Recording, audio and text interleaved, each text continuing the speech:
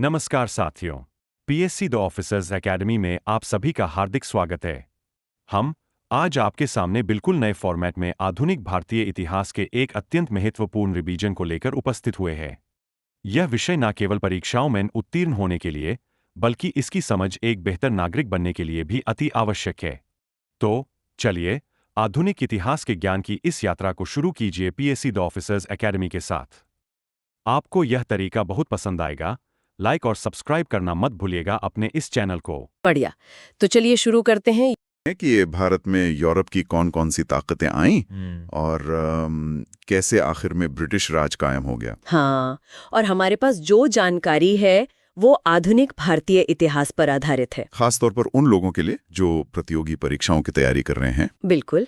सवाल ये है कि पुर्तगाली, डच, फ्रांसीसी, अंग्रेज मतलब आए तो सब। हाँ, सब आए, पर अंग्रेजों ने बाजी कैसे मारी, ये समझना है। हाँ, ये काफी दिलचस्प है कि कैसे एक व्यापार करने आई कंपनी जी। धीरे धीरे पूरे भारत पर छा गई। तो कहानी शुरू कहाँ से होती है? पुर्तगालियों से। बिल्कुल।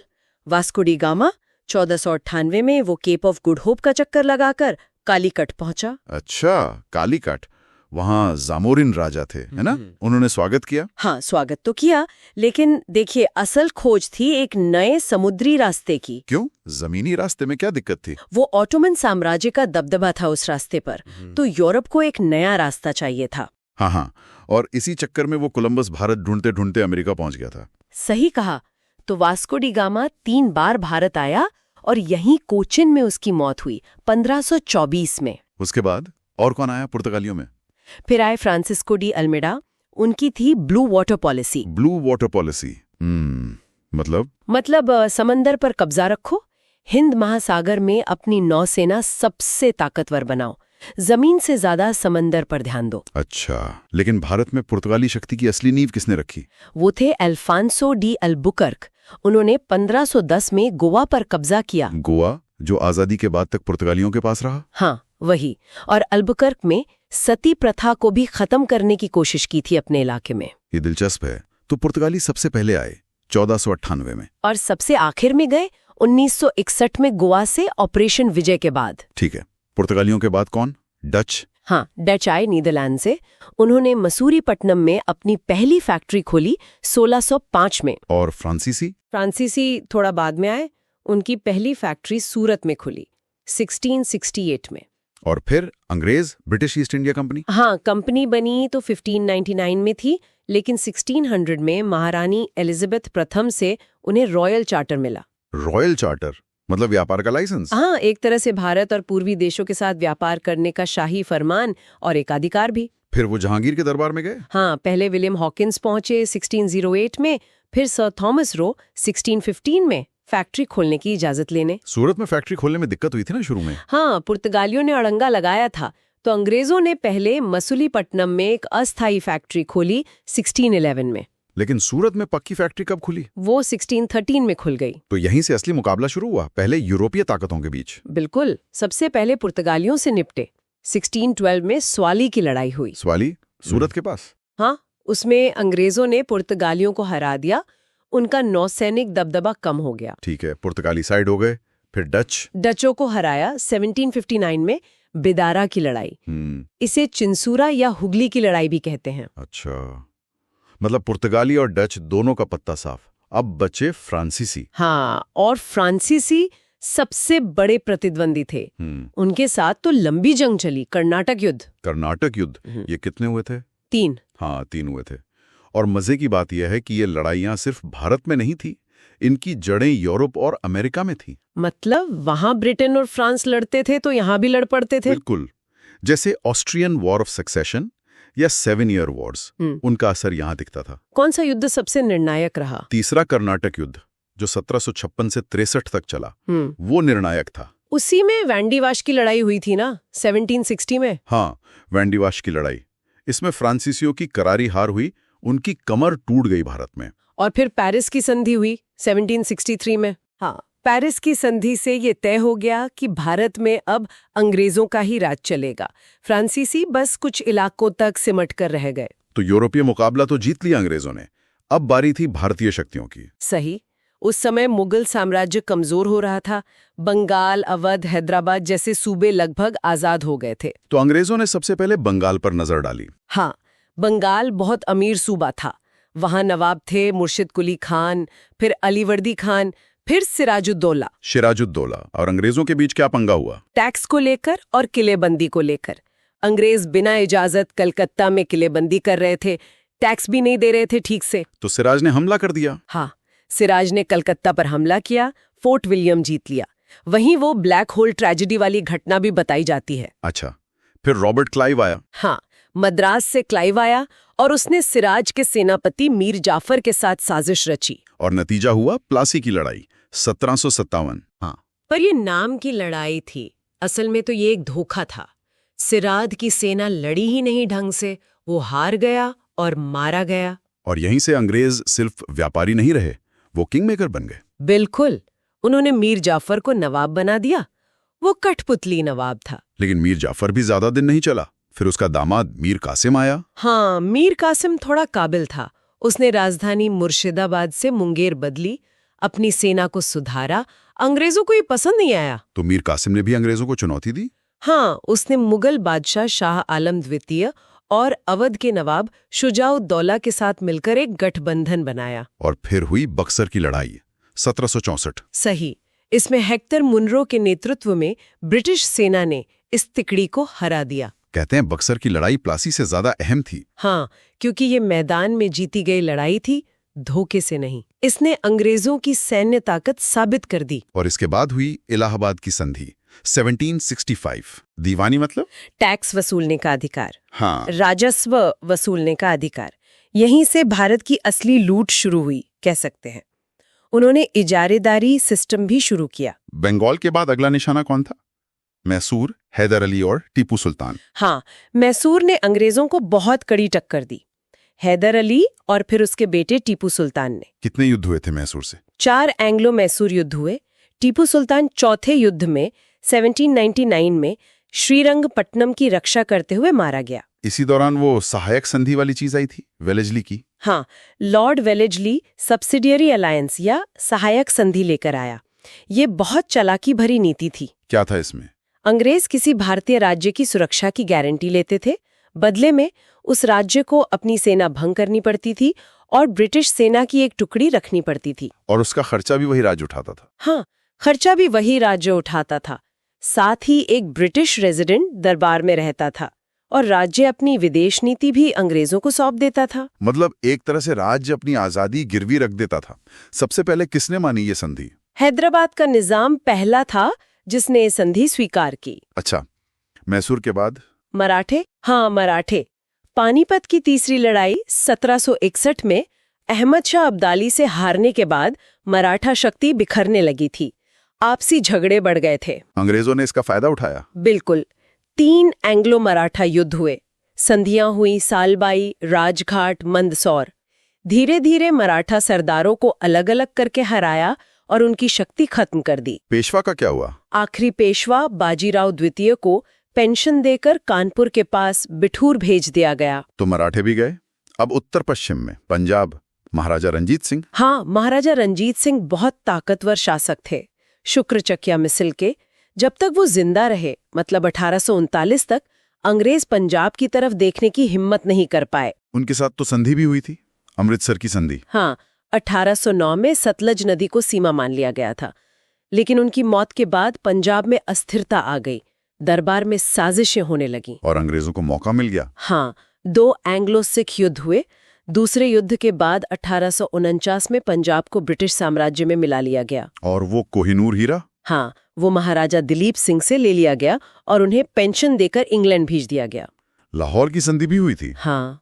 अफगान युद्धों का भी जिक्र है, वो क्यों हुए थे संक्षेप में? वो दरअसल रूस के बढ़ते प्रभाव का डर था अंग्रेजों को। उन्हें लगता था कि रूस कहीं अफगानिस्तान के रास्ते भारत पर हमला न कर दे। तो उन्होंने अफगानिस्तान में दखल दिया। हाँ, उन्होंने दोस्त मोहम्मद की जगह शाह शुजा को बिठाने की कोशिश की। इसमें उन्हें काफी नुकसान उठाना पड़ा। बाद में गंडमक की संधि हुई। तो ये थी पूरी कहानी। कैसे व्यापार करने आई एक कंपनी ने पहले अपने यूरोपीय कॉम्पिटिटर्स को हराया। हाँ, पुर्तगाली, डच, फ्रांसीसी, सबको। और फिर एक एक करके भारतीय राज्यों को बंगाल, मैसूर, मराठे, सिख सबको अपने अधीन कर लिया। लड़ाइयां, संधियां, कूटनीति। बिल्कुल। प्लासी और बक्सर की लड़ाइयां तो वाकई में टर्निंग पॉइंट थीं। उन्होंने अंग्रेजों को राजनीतिक ताकत बना दिया। और सहायक संधि जैसी नीतियों ने राज्यों को अंदर से खोखला कर दिया। सही कहा। और ये भी महत्वपूर्ण है कि भारतीय शासकों में उस समय एकता की बहुत कमी थी। वो आपस में ही लड़ते रहते थे, जिसका फायदा अंग्रेजों ने बखूबी उठाया। हाँ। हम 1857 की जो क्रांति हुई थी उससे पहले के भारत पर थोड़ी बात करेंगे। हाँ, मतलब उस दौर को समझना जरूरी है। बिल्कुल। तो कोशिश यही है कि समझें कि 1857 से पहले क्या माहौल बन रहा था। चलिए देखते हैं। हाँ, शुरू करते हैं। तो सबसे पहले जमीन से जुड़े जो इंतजाम थे उनकी बात करते हैं, क्योंकि लगता है कई समस्याओं की जड़ वहीं थी। हाँ बिल्कुल, ये भू राजस्व नीतियां बहुत अहम थीं। 3 खास सिस्टम्स दिख रहे हैं। पहला है स्थायी बंदोबस्त, मतलब परमानेंट सेटलमेंट। ये 1793 में कॉर्नवालिस ने बंगाल और आसपास के इलाकों में लागू किया। हाँ, इसे जमींदारी व्यवस्था भी कहते हैं। और इसका असर ये हुआ, मतलब सीधा सीधा, कि जमींदारों को जमीन का मालिक मान लिया गया। वो ताकतवर हो गए। अच्छा। लेकिन किसानों पर लगान का बोझ अक्सर बहुत ज्यादा बढ़ गया। अंग्रेजों की आमदनी तो कह सकते हैं फिक्स हो गई, पर किसानों की हालत कई जगहों पर बिगड़ गई थी। तो ये पहला सिस्टम था। दूसरा था रैयतवाड़ी। ये 1820 में मुनरो और रीड ने दक्षिण भारत में शुरू किया। हाँ, रैयतवाड़ी। इसमें सरकार सीधा किसानों से, मतलब रैयत से लगान लेती थी। सुनने में तो लगता है कि बिचौलिए नहीं थे, तो शायद बेहतर रहा होगा। हाँ, लगता तो है, पर असल में इसमें भी पेंच था। सीधा कांटेक्ट तो था सरकार का किसान से, लेकिन जो लगान की दरें थीं वो अक्सर बहुत ऊंची होती थी। अच्छा। और वसूली भी बड़ी सख्ती से होती थी। मतलब जरा सी फसल खराब हो जाए तो किसान बेचारा मुश्किल में फंस जाता था। समझ गए। और तीसरी व्यवस्था थी महलवाड़ी। ये 1822 में मैकेंजी ने शुरू की और बाद में विलियम बेंटिक ने इसे उत्तर पश्चिम भारत और पंजाब में फैलाया। महलवाड़ी, हाँ, इसमें महल यानी पूरे गांव या गांव के समूह को एक इकाई माना जाता था लगान के लिए। तो मतलब पूरे गांव की जिम्मेदारी। हाँ, एक तरह से अगर कोई एक किसान लगान नहीं दे पाया तो उसका बोझ भी दूसरों को उठाना पड़ सकता था। तो आप देखें, तीनों ही सिस्टम्स ने जमीन से जुड़े रिश्तों पर और लोगों की आर्थिक स्थिति पर गहरा असर डाला। और शायद इन्हीं दबावों का नतीजा था कि जगह जगह विरोध भी शुरू हुए। हाँ बिल्कुल, ये नीतियां असंतोष का बड़ा कारण बनी। जैसे 1855 का संथाल विद्रोह। राजमहल पहाड़ियों में सिद्धू और कान्हू ये नेता थे। हाँ, ये बहुत बड़ा विद्रोह था। आदिवासियों का गुस्सा था बाहरी लोगों, मतलब दीकू, और अंग्रेजी राज की नीतियों के खिलाफ। संथालों ने हथियार उठा लिए थे। और इससे पहले भी हुए थे। हाँ, इससे पहले, जैसे 1831 में छोटा नागपुर में कोल विद्रोह हुआ था, बुद्धू भगत के नेतृत्व में। वो भी आदिवासी जमीन और उनकी पहचान से जुड़ा संघर्ष था। तो ये आदिवासी विद्रोह हुए, किसानों का भी गुस्सा था शायद। जैसे बंगाल में 1825 के आसपास ये पागलपंथी विद्रोह का जिक्र है, करमशाह और टीपू शाह। हाँ, पागलपंथी, ये एक तरह का धार्मिक सामाजिक आंदोलन जैसा था जिसने जमींदारों के जुल्म का विरोध किया था। अच्छा, और भी कई नाम हैं इसमें। हाँ, लिस्ट लंबी है। मोपला विद्रोह का भी जिक्र है। इसका पहला दौर 1836 के आसपास मालाबार, केरल में हुआ। मोपला, वहां मुस्लिम काश्तकारों ने जमींदारों और ब्रिटिश नीतियों के खिलाफ आवाज उठाई थी। फिर 1817 में ओडिशा का पाइका विद्रोह है। पाइका विद्रोह, हाँ। बख्शी जगबंधु विद्याधर, बिल्कुल। ये पारंपरिक योद्धा थे पाइका। उनकी जमीनें छीनी जा रही थीं तो उन्होंने विद्रोह किया। और उत्तर पूर्व में असम में भी कुछ हुआ था। हाँ, 1828 में असम में अहोम विद्रोह हुआ। गोमधर कुंवर इसके नेता थे। हुआ ये था कि अंग्रेज बर्मा युद्ध के बाद असम से वापस नहीं गए तो अहोम राजवंश के लोगों ने विद्रोह कर दिया। और एक बहुत पुराना विद्रोह भी है, सन्यासी विद्रोह, 1764 के बाद बंगाल बिहार में। हाँ, ये तो काफी लंबा चला था, दशकों तक। मंजूषा, भवानी पाठक, देवी चौधरानी जैसे कई नेता थे इसमें। फकीरों और सन्यासियों का विद्रोह था ये। अच्छा, माइंड मैप में 2 और नाम हैं, नील विद्रोह 1859 और हो और मुंडा विद्रोह 1899। पर ये तो 1857 के बाद के हैं। हाँ, तकनीकी रूप से बात कहें, पर इन्हें अक्सर इसी कॉन्टेक्स्ट में देखा जाता है क्योंकि ये उसी प्रतिरोध की भावना को, उसी संघर्ष को जारी रखते हैं। अच्छा, मतलब वो कंटिन्यूटी दिखाते हैं। बिल्कुल। नील विद्रोह किसानों के शोषण के खिलाफ था और बिरसा मुंडा का विद्रोह तो आदिवासी अस्मिता और उनके अधिकारों के लिए एक बहुत बड़ा प्रतीक बन गया। एक बात तो साफ हो जाती है कि अंग्रेजी राज की शुरुआत से ही ये जो अलग अलग भू राजस्व नीतियां आईं और उनका जो असर हुआ, उसके चलते 1857 से काफी पहले ही भारत के लगभग हर हिस्से में पूरब, पश्चिम, उत्तर, दक्षिण अलग अलग समुदाय, हाँ, चाहे वो किसान हो, आदिवासी हो, पुराने सैनिक हो या धार्मिक समूह, वो सब ब्रिटिश नीतियों के खिलाफ खड़े हो रहे थे। छोटे बड़े कई विद्रोह हुए। बिल्कुल। ये सब मिलकर ना 1857 के विद्रोह की एक ज्यादा गहरी और कह सकते हैं जटिल तस्वीर पेश करते हैं। वो विद्रोह कोई अचानक एक दिन में नहीं भड़का था। सही बात है। वो सालों से जो असंतोष सुलग रहा था, उसका नतीजा था। और ये सोचने वाली बात है कि ये जो अलग अलग जगहों पर अलग अलग समुदायों ने विद्रोह किए, क्या इनके बीच कोई अनदेखे धागे थे, कोई गहरे पैटर्न या कोई आपसी जुड़ाव भी थे जिन पर और गौर किया जा सकता है? हाँ, ये एक दिलचस्प सवाल है। हाँ, ये सवाल आगे की खोजबीन के लिए खुला है। हम 1857 के विद्रोह से जुड़े कुछ अहम दस्तावेजों की गहराई से पड़ताल कर रहे हैं। हाँ, ये दस्तावेज हमें उस दौर को, मतलब उसकी उथल पुथल को समझने में काफी मदद करते हैं। बिल्कुल। हमारा मकसद है कि इन स्रोतों से समझें कि असल में हुआ क्या था, क्यों हुआ था और नतीजा क्या निकला। तो चलिए शुरू करते हैं। देखिए, अक्सर सुनने में आता है कि ये बस एक सैनिक विद्रोह था, लेकिन ये दस्तावेज देखते हैं तो लगता है बात कुछ और है। हाँ, बिल्कुल सही। दस्तावेज तो साफ इशारा करते हैं कि ये सिर्फ फौजियों का गुस्सा नहीं था। इसके पीछे कई परतें थीं, राजनीतिक, आर्थिक, सामाजिक, धार्मिक और हाँ, सैनिक कारण भी सब जमा हो रहे थे। अच्छा। जैसे अंग्रेजों की वो विस्तार वाली नीतियां थीं, डॉक्ट्रिन ऑफ लैप्स तो था ही। हाँ, वो गोद लेने वाली नीति वाला मामला। वही। और फिर वो सब्सिडियरी अलायंस यानी सहायक संधि जैसी चीजें भी थीं। ये सहायक संधि क्या थी? सुना है इसने राज्यों को काफी कमजोर कर दिया था। हाँ, बिल्कुल। बेसिकली इसके तहत राज्यों को अपनी फौज खत्म करनी होती थी, अपने ही खर्चे पर ब्रिटिश सेना रखनी पड़ती थी और विदेश नीति भी अंग्रेजों के हाथ में चली जाती थी।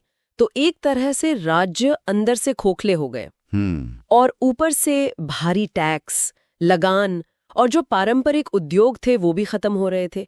किसान, कारीगर सब परेशान थे। एक दस्तावेज में तो जिक्र है कि लगान वसूली इतनी सख्त थी कि किसानों को जमीनें छोड़नी पड़ जाती थी। बाप रे। और ये जो सामाजिक या धार्मिक मामलों में दखल की बात आती है, दस्तावेज कुछ कहते हैं इस पर? हाँ, दस्तावेज बताते हैं कि जैसे सती प्रथा पर रोक लगी या विधवा पुनर्विवाह का कानून आया। हालांकि ये सुधार थे, पर कई लोगों ने इसे अपनी परंपराओं पर हमला माना।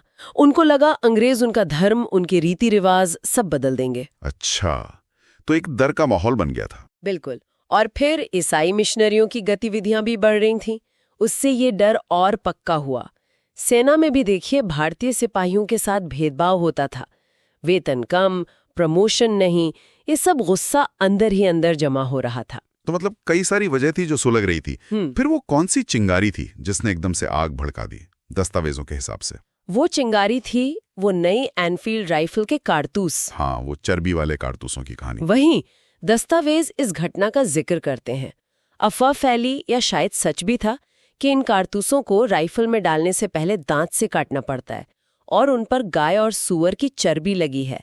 अब ये हिंदू और मुसलमान दोनों सिपाहियों के लिए धर्म भ्रष्ट होने वाली बात थी। हाँ, ये तो बहुत गंभीर बात होगी उनके लिए। बिल्कुल। इसने जो पहले से शक था उसे यकीन में बदल दिया और इसी के बाद 29 मार्च 1857 को बारकपुर में मंगल पांडे ने वो कदम उठाया। मंगल पांडे की घटना, और उसके बाद ये मेरठ से दिल्ली और फिर इतनी तेजी से बाकी शहरों तक कैसे फैल गया? हाँ, 10 मई 1857 को मेरठ में सिपाहियों ने बड़े पैमाने पर बगावत कर दी और सीधे दिल्ली चल पड़े। वहां पहुंचकर उन्होंने मुगल बादशाह बहादुर शाह जफर को, जो शायद खुद भी थोड़ा हिचकिचा रही थे, अपना नेता बना लिया। अच्छा, ये तो बड़ा सिंबॉलिक कदम था। बहुत बड़ा। और बस देखते ही देखते ये आग कानपुर, लखनऊ, झांसी, बरेली, आरा कई जगहों पर फैल गई। ऐसा लगा जिससे बारूद तैयारी था, बस चिंगारी चाहिए थी। और हर जगह फिर स्थानीय नेता भी सामने आए ना। हाँ। कानपुर में नाना साहब। हाँ, नाना साहब, लखनऊ में बेगम हजरत महल, झांसी में रानी लक्ष्मीबाई। इन सब के अपने अपने कारण भी थे अंग्रेजों से लड़ने के। बिल्कुल, जैसे नाना साहब की पेंशन बंद कर दी गई थी, रानी लक्ष्मीबाई का राज्य छीना जा रहा था डॉक्ट्रिन ऑफ लैप्स के तहत, बेगम हजरत महल अवध पर कब्जे से नाराज थीं, बिहार में कुंवर सिंह थे, बरेली में खान बहादुर खान। बहुत से लोग उठे। ये दिखाता है कि गुस्सा कितना फैला हुआ था। सिपाही, राजा, जमींदार, किसान, कारीगर सब थे इसमें। लेकिन हाँ, दस्तावेज ये भी बताते हैं कि इन सब नेताओं में आपसी तालमेल की थोड़ी कमी थी, कोई एक साझी रणनीति नहीं बन पाई। शायद इसीलिए इस पर इतनी बहस होती है कि इसे सिपाही विद्रोह कहे या पहला स्वतंत्रता संग्राम। दस्तावेज क्या नजरिया देते हैं? देखिए, दस्तावेज तो साफ दिखाते हैं कि ये सिर्फ सिपाहियों का मामला नहीं था, आम लोगों की भागीदारी बहुत जबरदस्त थी। तो इसे सिर्फ सिपाही विद्रोह कहना तो सही नहीं लगता। हाँ, बात तो सही है। लेकिन दूसरी तरफ ये भी सच है कि ये पूरे भारत में एक साथ एक ही समय पर नहीं फैला। दक्षिण भारत काफी हद तक शांत रहा, पंजाब ने भी साथ नहीं दिया, नेतृत्व भी बिखरा हुआ था, सबके मकसद भी थोड़े अलग अलग थे। तो इसे पूरी तरह राष्ट्रीय कह देना भी शायद मुश्किल है। दस्तावेज एक मिलीजुली तस्वीर पेश करते हैं। गुस्सा बहुत था, पर शायद वो एक संगठित राष्ट्रीय सोच अभी बन रही थी। तो फिर आखिर में हुआ क्या? नतीजा क्या निकला? अंग्रेजों ने तो इसे दबा दिया। हाँ, अंग्रेजों के पास बेहतर हथियार थे, संगठन था, उन्होंने बड़ी क्रूरता से विद्रोह को कुचला। कई नेता मारे गए, कुछ को देश निकाला दे दिया गया। लेकिन इसका सबसे बड़ा, सबसे सीधा नतीजा ये हुआ कि भारत से ईस्ट इंडिया कंपनी का राज खत्म हो गया। अच्छा। हाँ, 1858 में सत्ता सीधे ब्रिटिश क्राउन यानी महारानी विक्टोरिया के हाथ में चली गई। और अंग्रेजों ने अपनी नीतियों में भी जरूर कुछ बदलाव किए होंगे इस झटके के बाद। बिल्कुल किए। महारानी विक्टोरिया की घोषणा हुई, उसमें भारतीय राजाओं को भरोसा दिया गया कि अब उनके राज्य नहीं छीने जाएंगे। लोगों के धार्मिक और सामाजिक मामलों में दखल न देने का वादा भी किया गया। सेना को फिर से ऑर्गेनाइज किया गया, उसमें भारतीय सैनिकों का अनुपात कम करके यूरोपीय सैनिक बढ़ाए गए। जो तोपखाना वगैरह था वो पूरी तरह उनके कंट्रोल में रखा गया। और हाँ, वो फूट डालो और राज करो वाली नीति, उसको और मजबूती से लागू किया गया। तो कुल मिला के देखें तो 1857 भारतीय इतिहास में एक बहुत ही अहम मोड़ था।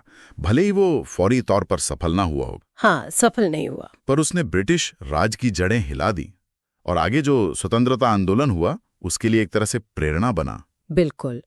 और ये सोचने वाली बात है कि अगर उस वक्त विद्रोहियों में थोड़ा बेहतर तालमेल होता, एक मजबूत सेंट्रल लीडरशिप होती, एक साफ राष्ट्रीय लक्ष्य होता, तो क्या कहानी कुछ और होती? हाँ, ये सवाल तो है। ये सवाल आज भी हमें उस दौर की पेचीदगियों को समझने के लिए उकसाता है। बात करने वाले हैं मराठा साम्राज्य की। बिल्कुल। मतलब कैसे शिवाजी महाराज ने इसकी शुरुआत की, हाँ। कैसे ये फैला और फिर अंग्रेजों के साथ उनका जो संघर्ष रहा। और ये सारी बातें प्रतियोगी परीक्षाओं के लिए मुझे लगता है काफी जरूरी है। बिल्कुल बिल्कुल, ये समझना जरूरी है कि कैसे एक, आप कह सकते हैं, एक क्षेत्रीय एक विशाल साम्राज्य में तब्दील हुई और उनकी प्रशासनिक व्यवस्थाएं क्या थीं। हाँ, जैसे वो अष्टप्रधान। हाँ, अष्टप्रधान। और उनकी राजस्व नीतियां जैसे चौथ, सरदेशमुखी, ये सब उनकी सफलता के मतलब आधार थे। और साथ ही वो अंदरूनी और बाहरी चुनौतियां, हाँ, उन पर भी बात करेंगे। तो चलिए शुरू करते हैं छत्रपति शिवाजी महाराज से। 1630 में जन्म हुआ शिवनेरी किले में। हाँ। माता जीजाबाई, पिता शाहजी भोंसले और गुरु थे समर्थ रामदास। हाँ। उन्होंने जैसे शाइस्ता खान को हराया और फिर 1674 में रायगढ़ में उनका राज्याभिषेक हुआ, छत्रपति की उपाधि ली। ये मराठा इतिहास का एक बहुत बड़ा, एक अहम मोड़ था। बिल्कुल। और उनका प्रशासन का तरीका देखिए, अष्टप्रधान, 8 मंत्रियों की परिषद। हाँ, 8 मंत्री जो अलग अलग विभाग देखते थे। ये उस जमाने के हिसाब से काफी व्यवस्थित था। और राजस्व के लिए, जैसा आपने कहा, चौथ, मतलब जो प्रभाव वाले इलाके थे वहां से उपज का 25%। और सरदेशमुखी भी था। हाँ, सरदेशमुखी, आय पर अतिरिक्त 10%। ये सिर्फ पैसा इकट्ठा करना नहीं था, ये मराठा प्रभाव का एक प्रतीक भी था उन इलाकों में। अच्छा, फिर 1680 में शिवाजी महाराज के बाद उनके बड़े बेटे संभाजी महाराज 1680 से 1689 तक उन्होंने एक काम ये किया कि मुगलों के जो बागी शहजादे थे, अकबर द्वितीय, उनको शरण दी थी। हाँ, इससे औरंगजेब से सीधे दुश्मनी हो गई। बिल्कुल। टकराव और बढ़ गया। फिर संभाजी महाराज के बाद उनके छोटे भाई राजाराम, उन्होंने कमान संभाली। 1689 से 1700 तक। उनको तो लगातार मुगलों से लड़ना पड़ा शायद। हाँ, बहुत संघर्ष किया। राजधानी भी सतारा ले जानी पड़ी और उन्होंने प्रशासन में एक नया पद जोड़ा था, प्रतिनिधि। तो अष्टप्रधान के 8 से 9 मंत्री हो गए। अच्छा, 9 हो गए। फिर राजाराम के बाद? उनकी पत्नी ताराबाई, उन्होंने मोर्चा संभाला 1700 से 1707 तक। अपने बेटे शिवाजी द्वितीय की तरफ से उन्होंने शासन किया और मुगलों को कड़ी टक्कर दी। वो दौर काफी उथल-पुथल वाला था। लेकिन तभी कहानी में एक नया मोड़ आता है। 1707 में औरंगजेब की मृत्यु होती है। हाँ। और जो नए मुगल बादशाह थे, बहादुर शाह, उन्होंने संभाजी के बेटे शाहू जी, जो कई साल से मुगल कैद में थे, उनको रिहा कर दिया। अच्छा, तो शाहू जी वापस आ गए। फिर तो सत्ता के लिए संघर्ष हुआ होगा ताराबाई और शाहू जी के बीच। बिल्कुल। मराठा सरदारों में 2 गुट बन गए। शाहू जी ने एक बहुत ही काबिल व्यक्ति थे, बालाजी विश्वनाथ। हाँ, नाम सुना है। उनकी मदद ली और खेड़ की लड़ाई में ताराबाई को हराया, सतारा पर कब्जा कर लिया। और यहीं से पेशवाओं का महत्व बढ़ना शुरू हुआ, है ना? बिल्कुल सही। शाहू जी ने 1713 में बालाजी विश्वनाथ को अपना पेशवा यानी प्रधानमंत्री बनाया। और बालाजी इतने सक्षम थे, इतने वफादार, कि उनके बाद ये पद वंशानुगत हो गया, उनके परिवार में ही चलने लगा। मतलब पेशवा का पद हेरिडिटरी हो गया। हाँ, और उन्होंने 1719 में दिल्ली में जो सैयद बंधु थे, किंग मेकर्स, उनसे एक बहुत अहम संधि की। इससे मराठों को दक्कन में चौथ और सरदेशमुखी वसूलने का कानूनी अधिकार मिल गया।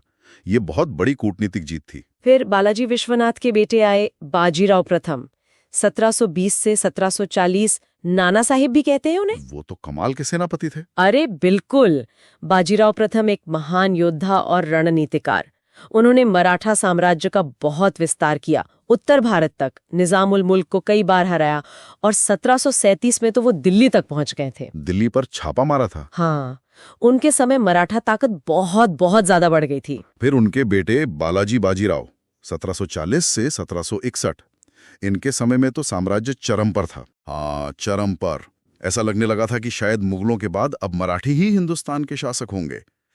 लेकिन 1761 में पानीपत की तीसरी लड़ाई। ओहो, पानीपत, अहमद शाह अब्दाली। हाँ, अब्दाली के हाथों जो हार हुई वो एक बहुत बड़ा झटका था, बहुत बड़ा। कई बड़े मराठा सरदार मारे गए और मराठों का जो विजय रथ था वो एक तरह से थम गया। अच्छा, इसी समय के आसपास वो अलग अलग मराठा सरदार भी तो काफी ताकतवर हो गए थे।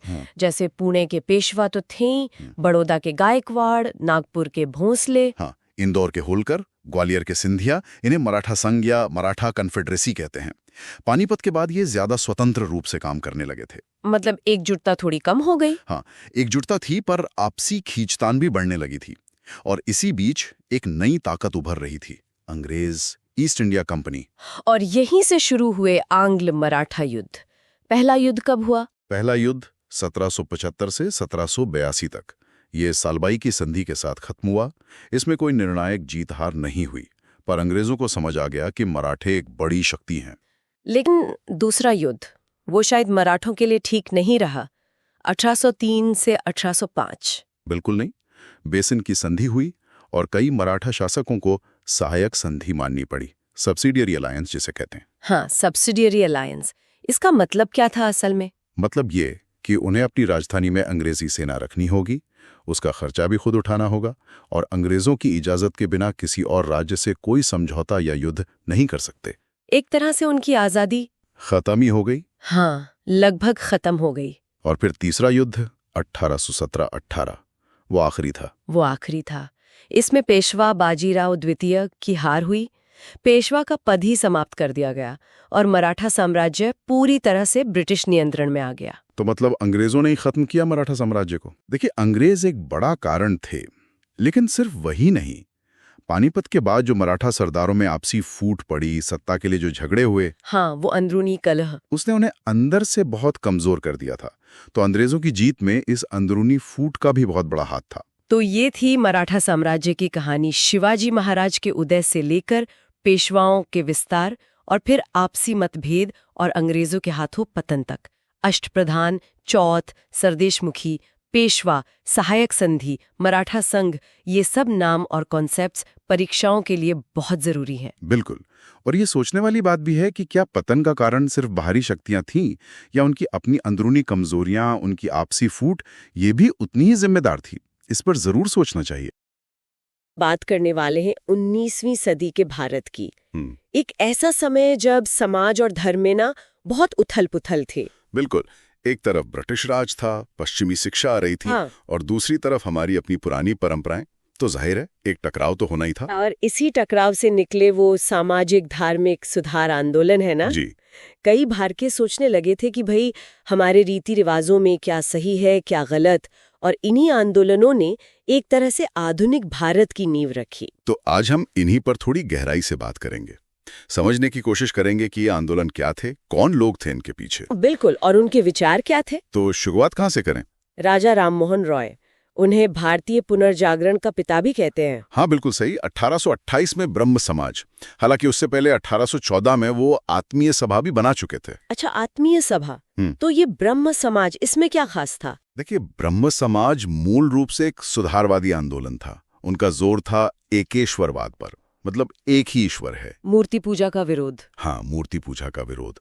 सती प्रथा का जबरदस्त विरोध किया उन्होंने, बाल विवाह के खिलाफ थे। और विधवा पुनर्विवाह के पक्ष में। जी, और विधवा पुनर्विवाह का समर्थन, ये उस जमाने के हिसाब से बहुत बहुत बड़ी बातें थीं। बहुविवाह का भी विरोध किया। और शिक्षा पर भी जोर था शायद। हाँ, आधुनिक शिक्षा के बड़े हिमायती थे। उन्होंने खुद वेदों और उपनिषदों का बंगाली में अनुवाद किया ताकि आम लोग पढ़ सकें। और वो अखबार भी तो शुरू किए थे, संवाद, कौमुदी, मिरातुल अखबार। बिल्कुल, अपने विचारों को फैलाने के लिए। बाद में देवेंद्रनाथ टैगोर, जो पहले तत्वबोधिनी सभा चला रहे थे, वो जोड़े। फिर केशव चंद्र सेन आए। लेकिन शायद उनमें कुछ मतभेद हो गए थे। हाँ, विचारों को लेकर मतभेद हुए, और 1866 में ब्रह्म समाज बढ़ गया। आदि ब्रह्म समाज, जो टैगोर के साथ था, और भारतीय ब्रह्म समाज सेन के नेतृत्व में। अच्छा, तो ये दिखाता है कि सुधार का रास्ता भी आसान नहीं था। बिल्कुल नहीं। अब महाराष्ट्र की तरफ चलें, वहां भी कुछ ऐसी कोशिशें हो रही थी। प्रार्थना समाज। जी हाँ, पहले दादोबा पांडुरंग ने 1849 में परमहंस मंडली बनाई, और फिर 1867 में आत्माराम पांडुरंग ने प्रार्थना समाज की स्थापना की। और इनसे भी जुड़े थे बड़े लोग। हाँ, बाद में एमजी रानडे जैसे दिग्गज नेता प्रार्थना समाज से जुड़े। इनके विचार भी आप देखें तो काफी कुछ ब्रह्म समाज से मिलते जुलते थे। समाज सुधार, एकेश्वरवाद। लेकिन क्या सभी लोग इन बदलावों से खुश थे? कोई विरोध करने वाला भी तो होगा। अरे बिल्कुल, ऐसा कैसे हो सकता है कि सब सहमत हो?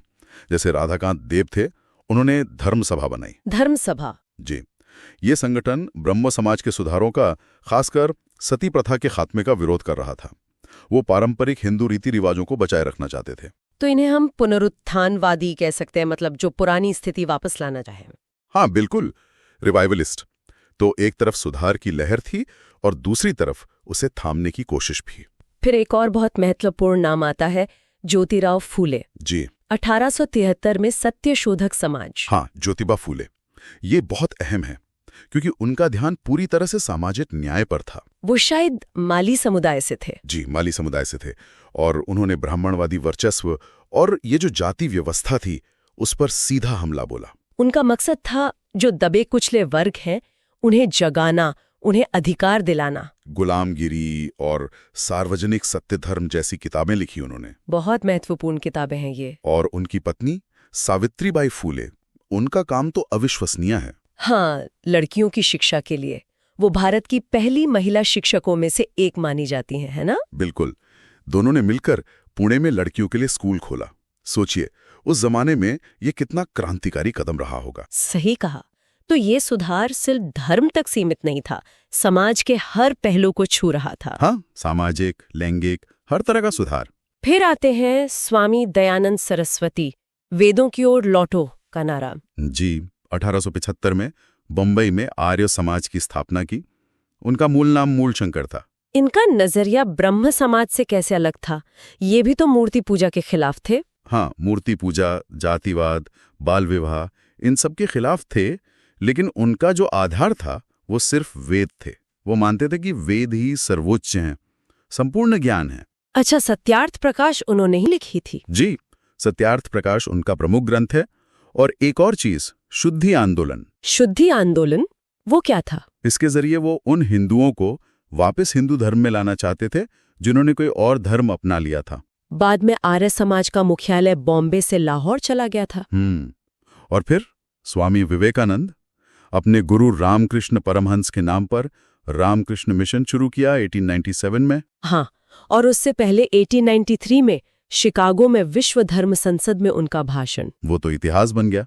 बिल्कुल, पूरी दुनिया में भारत की और वेदांत दर्शन की पहचान बनी। विवेकानंद का जोर वेदांत और मानव सेवा पर था, नर सेवा, नारायण सेवा।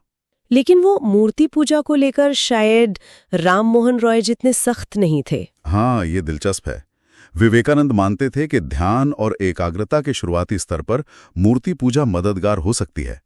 उनकी किताबें कर्मयोग, राजयोग, ज्ञानयोग आज भी बहुत प्रासंगिक हैं। अब मुस्लिम समुदाय की बात करें तो सर सैयद अहमद खान का नाम आता है। अलीगढ़ आंदोलन। जी, सर सैयद अहमद खान, उनका मानना था कि भाई अगर मुस्लिम समुदाय को तरक्की करनी है तो अंग्रेजी और पश्चिमी शिक्षा अपनानी होगी। मतलब आधुनिक शिक्षा पर जोर। बिल्कुल। और इसी सोच के साथ उन्होंने 1875 में मोहम्मडन एंग्लो ओरिएंटल कॉलेज की स्थापना की। ब्रिटिश सरकार का भी इसमें सहयोग था। और यही कॉलेज बाद में अलीगढ़ मुस्लिम यूनिवर्सिटी बना। जी, 1920 में। उनका मकसद था कि मुस्लिम नौजवान आधुनिक दुनिया के साथ कदम से कदम मिलाकर चल सके। तो ये तो बड़े बड़े नाम और आंदोलन हो गए। इनके अलावा भी तो और कोशिशें चल रही होंगी, छोटे स्तर पर ही सही। हाँ, बहुत सी। जैसे थियोसॉफिकल सोसाइटी थी, मैडम ब्लवाट्स्की और कर्नल ओलकॉट ने शुरू की। बाद में एनी बेसेंट ने भारत में से बहुत लोकप्रिय बनाया। अच्छा। फिर गोपाल कृष्ण गोखले की सर्वेंट्स ऑफ इंडिया सोसाइटी, जो सामाजिक सेवा पर केंद्रित थी। हेनरी डेरेजियो का यंग बंगाल मूवमेंट था, जो काफी रेडिकल विचारों वाला था। महिलाओं के लिए भी कुछ खास हुआ? हाँ, विष्णु शास्त्री पंडित ने विधवा पुनर्विवाह एसोसिएशन बनाया। बहराम जी मालाबारी ने सेवा सदन की स्थापना की, जो शोषित महिलाओं के लिए काम करता था। तो ऐसी कई धाराएं थी। यानी ये पूरी सदी एक तरह के मंथन का दौर थे। बिल्कुल सही कहा आपने। सुधार भी था, पुरानी चीजों को बचाने की कोशिश भी थी, सामाजिक बराबरी की लड़ाई थी, शिक्षा का प्रसार था, राष्ट्रवाद की भावना भी पनप रही थी शायद। हाँ, वो भी। ये सब चीजें आपस में मिल रही थीं, कभी टकरा रही थीं, और इसी सब से एक नए भारत की सोच उभर रही थी। हर किसी का तरीका अलग था, जोर अलग था, पर कहीं ना कहीं मकसद समाज को बेहतर बनाना था। कमाल है। ये आंदोलन भले ही 19वीं सदी के हैं, पर इनकी बातें, इनके मुद्दे आज भी कितने प्रासंगिक लगते हैं, है ना? बिल्कुल।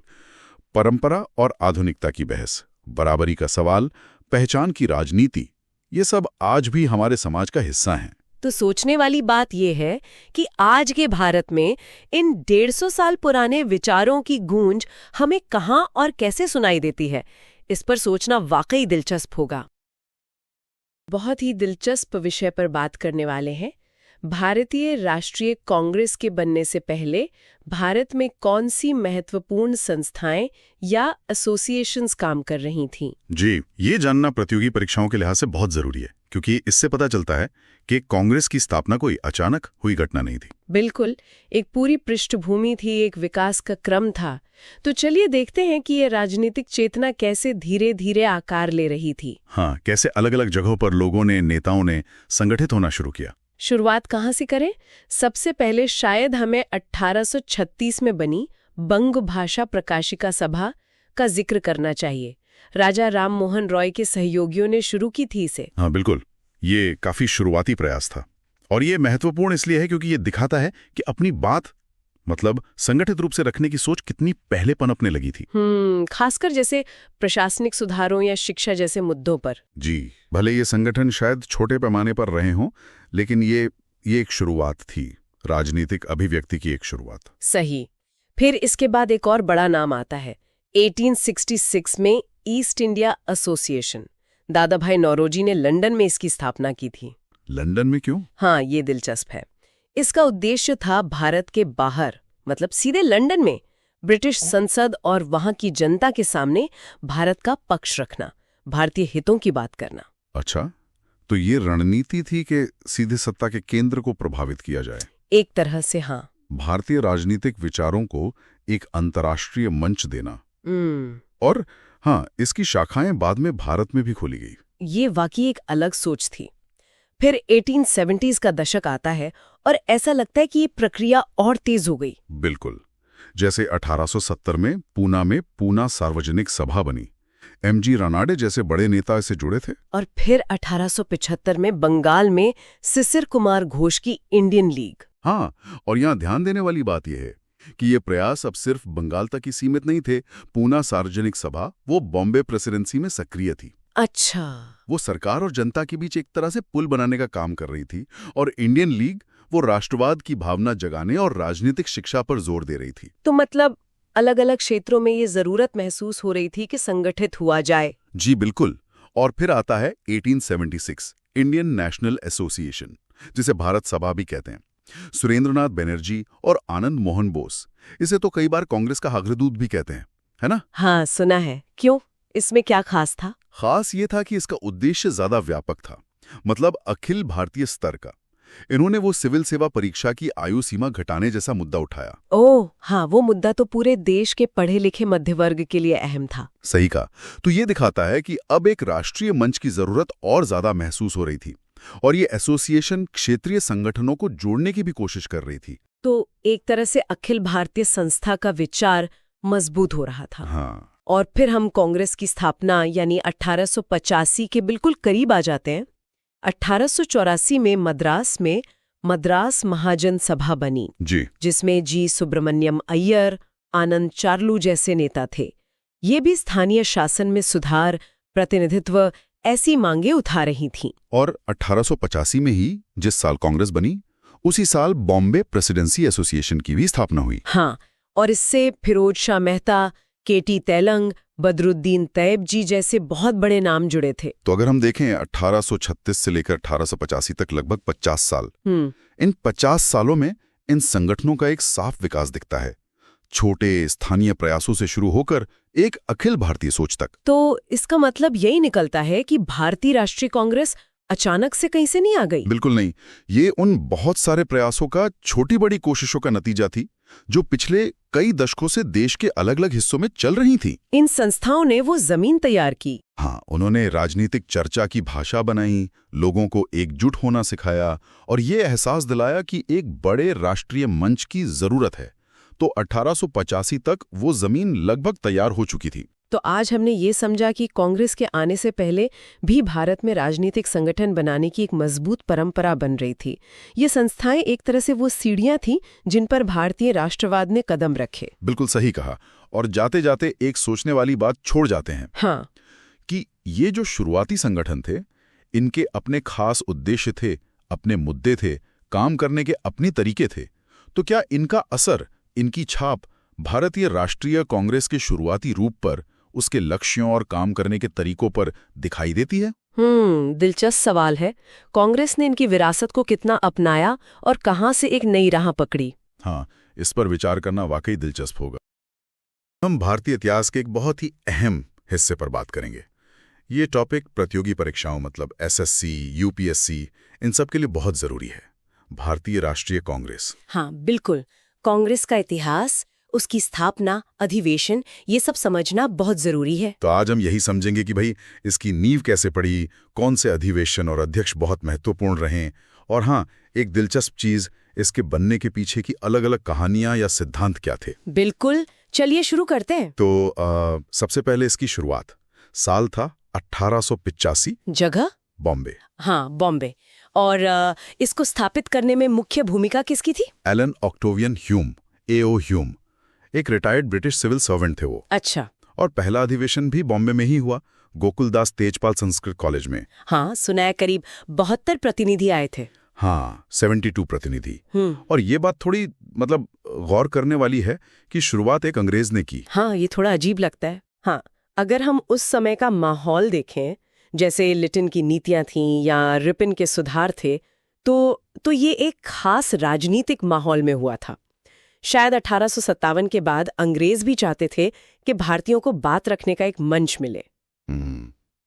शायद एक नियंत्रित मंच। हाँ, कह सकते हैं, एक कंट्रोल्ड तरीका। अच्छा, शुरुआती अध्यक्षों को देखें तो पहले कौन थे? पहले थे व्योमेश चंद्र बैनर्जी, 1885 बॉम्बे में, फिर अगले साल 1886 कलकत्ता में दादा भाई नौरोजी, फिर 1887 मद्रास में बदरुद्दीन तैयब जी। जो पहले मुस्लिम अध्यक्ष थे। हाँ बिल्कुल। और फिर 1888 में इलाहाबाद में जॉर्ज यूल, पहले अंग्रेज अध्यक्ष। तो ये जो अलग अलग बैकग्राउंड के लोग अध्यक्ष बन रहे थे, शुरू में बंगाली, पारसी, मुस्लिम, अंग्रेज, ये क्या दिखाता है? ये बहुत जरूरी था। ये दिखाता है कि कांग्रेस शुरू से ही एक अखिल भारतीय, मतलब पैन इंडियन पहचान बनाने की कोशिश कर रही थी। वो दिखाना चाहते थे कि ये किसी एक धर्म या इलाके की पार्टी नहीं है, सबके लिए है। सही कहा। अच्छा, अब कुछ उन अधिवेशनों पर आते हैं जो बहुत महत्वपूर्ण माने जाते हैं, एग्जाम्स में भी खूब पूछे जाते हैं, जैसे 1907 सूरत। अध्यक्ष थे रास बिहारी घोष। वहां कुछ खास हुआ था? हाँ, सूरत में तो वो विभाजन वाला, कांग्रेस का पहला बड़ा विभाजन हुआ। नरम दल और गरम दल, उनके बीच मतभेद इतने बढ़ गए थे कि पार्टी 2 हिस्सों में बढ़ गई। अच्छा, मॉडरेट्स और एक्सट्रीमिस्ट्स। हाँ, वही। एक तरफ जो संवैधानिक दायरे में धीरे धीरे सुधार चाहते थे, और दूसरी तरफ वो जो स्वराज के लिए ज्यादा मुखर थे, थोड़े उग्र तरीके अपनाना चाहते थे। ये तो बड़ा झटका रहा होगा उस वक्त। बिल्कुल, लेकिन फिर चीजें सुधरी भी। हाँ, जैसे 1916 का लखनऊ अधिवेशन, अध्यक्ष थे अंबिका चरण मजूमदार। हाँ, लखनऊ पैक्ट। इसमें 2 बड़ी बातें हुई, एक तो नरम दल और गरम दल वो फिर से एक हो गए। अच्छा, रीयूनियन। हाँ, और दूसरी बात, कांग्रेस और मुस्लिम लीग के बीच एक समझौता हुआ, लखनऊ पैक्ट जिसे कहते हैं। दोनों ने मिलकर संवैधानिक सुधारों की मांग रखी, ये भी काफी अहम था। फिर एक अधिवेशन है 1924 का, बेलगाम। इसका क्या सिग्निफिकेंस है? बेलगाम का सिग्निफिकेंस एक ही है, लेकिन बहुत बड़ा है। महात्मा गांधी सिर्फ एक बार, पूरी जिंदगी में सिर्फ एक बार कांग्रेस अध्यक्ष बने, और वो इसी अधिवेशन में थे। अच्छा, सिर्फ एक बार, 1924 बेलगाम। हाँ। असहयोग आंदोलन के बाद का समय था, तो उनका अध्यक्ष बनना काफी मायने रखता था। और फिर 1929 लाहौर, जवाहरलाल नेहरू अध्यक्ष। ये तो बहुत ही ऐतिहासिक माना जाता है ना? बिल्कुल, लाहौर अधिवेशन एक मील का पत्थर है, क्योंकि यहीं पहली बार पूर्ण स्वराज का प्रस्ताव पास हुआ।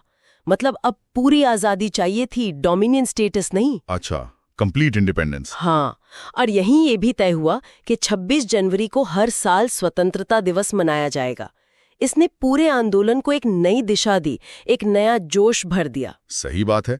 सुभाष चंद्र बोस का जिक्र भी जरूरी है, वो भी अध्यक्ष रहे। हाँ, वो तो लगातार 2 बार चुने गए, 1938 हरिपुरा और फिर 1939 त्रिपुरी। हालांकि त्रिपुरी में कुछ मतभेद हो गए थे, खासकर गांधी जी से। हाँ, त्रिपुरी संकट कहते हैं उसे, उन्हें इस्तीफा देना पड़ा था। बिल्कुल। और फिर आजादी के ठीक पहले 1946 में मेरठ अधिवेशन हुआ। तब अध्यक्ष थे आचार्य JB कृपलानी।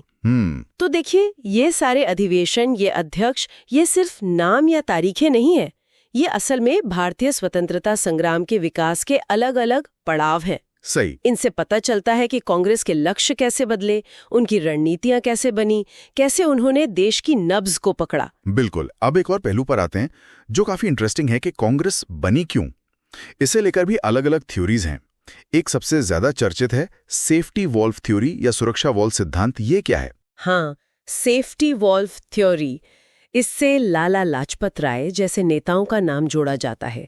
उनका मानना था, या इस थ्योरी के मुताबिक, A.O. ह्यूम और अंग्रेजों ने कांग्रेस इसलिए बनवाई ताकि जो भारतीयों के मन में गुस्सा पनप रहा है, जो असंतोष है, वो एक कंट्रोल्ड तरीके से एक मंच के जरिए बाहर निकल जाए, ताकि 1857 जैसा कोई बड़ा विद्रोह दोबारा ना हो। बिल्कुल, मतलब ब्रिटिश साम्राज्य के लिए एक सेफ्टी वॉल्व की तरह काम करे। लेकिन एक और नजरिया भी है इसके ठीक उलट, लाइटनिंग कंडक्टर थ्योरी, यानी तड़ित चालक सिद्धांत। हाँ, इससे गोपाल कृष्ण गोखले जैसे नेताओं का नाम जुड़ता है। इस विचार के अनुसार जो शुरू के राष्ट्रवादी नेता थे, उन्होंने ह्यूम का इस्तेमाल किया। अच्छा, कैसे? एक लाइटनिंग कंडक्टर की तरह। मतलब ब्रिटिश सरकार का जो सीधा गुस्सा या शक था, उससे बचने के लिए एक अंग्रेज को आगे रखा। अच्छा। ताकि ये नया संगठन शुरू में ही कुचला न जाए, धीरे धीरे मजबूत हो सके। ये एक तरह की चालाकी कह सकते हैं, या रणनीति। दिलचस्प। और भी थ्योरीज हैं शायद। हाँ, जैसे R.P. दत्त जैसे मार्क्सवादी इतिहासकार इसे एक षड्यंत्र सिद्धांत की तरह देखते हैं कि ये ब्रिटिश पूंजीपतियों और भारतीय अमीर वर्ग के बीच एक समझौता था। और लॉर्ड डफरिन जिन्होंने शुरू में ह्यूम की मदद की थी। हाँ, वही डफरिन बाद में कांग्रेस को राजद्रोह का कारखाना यानी फैक्ट्री ऑफ सेडिशन कहने लगे थे। तो मतलब वो कई अलग अलग व्याख्याएं हैं। बिल्कुल, और यही इतिहास की खासियत है।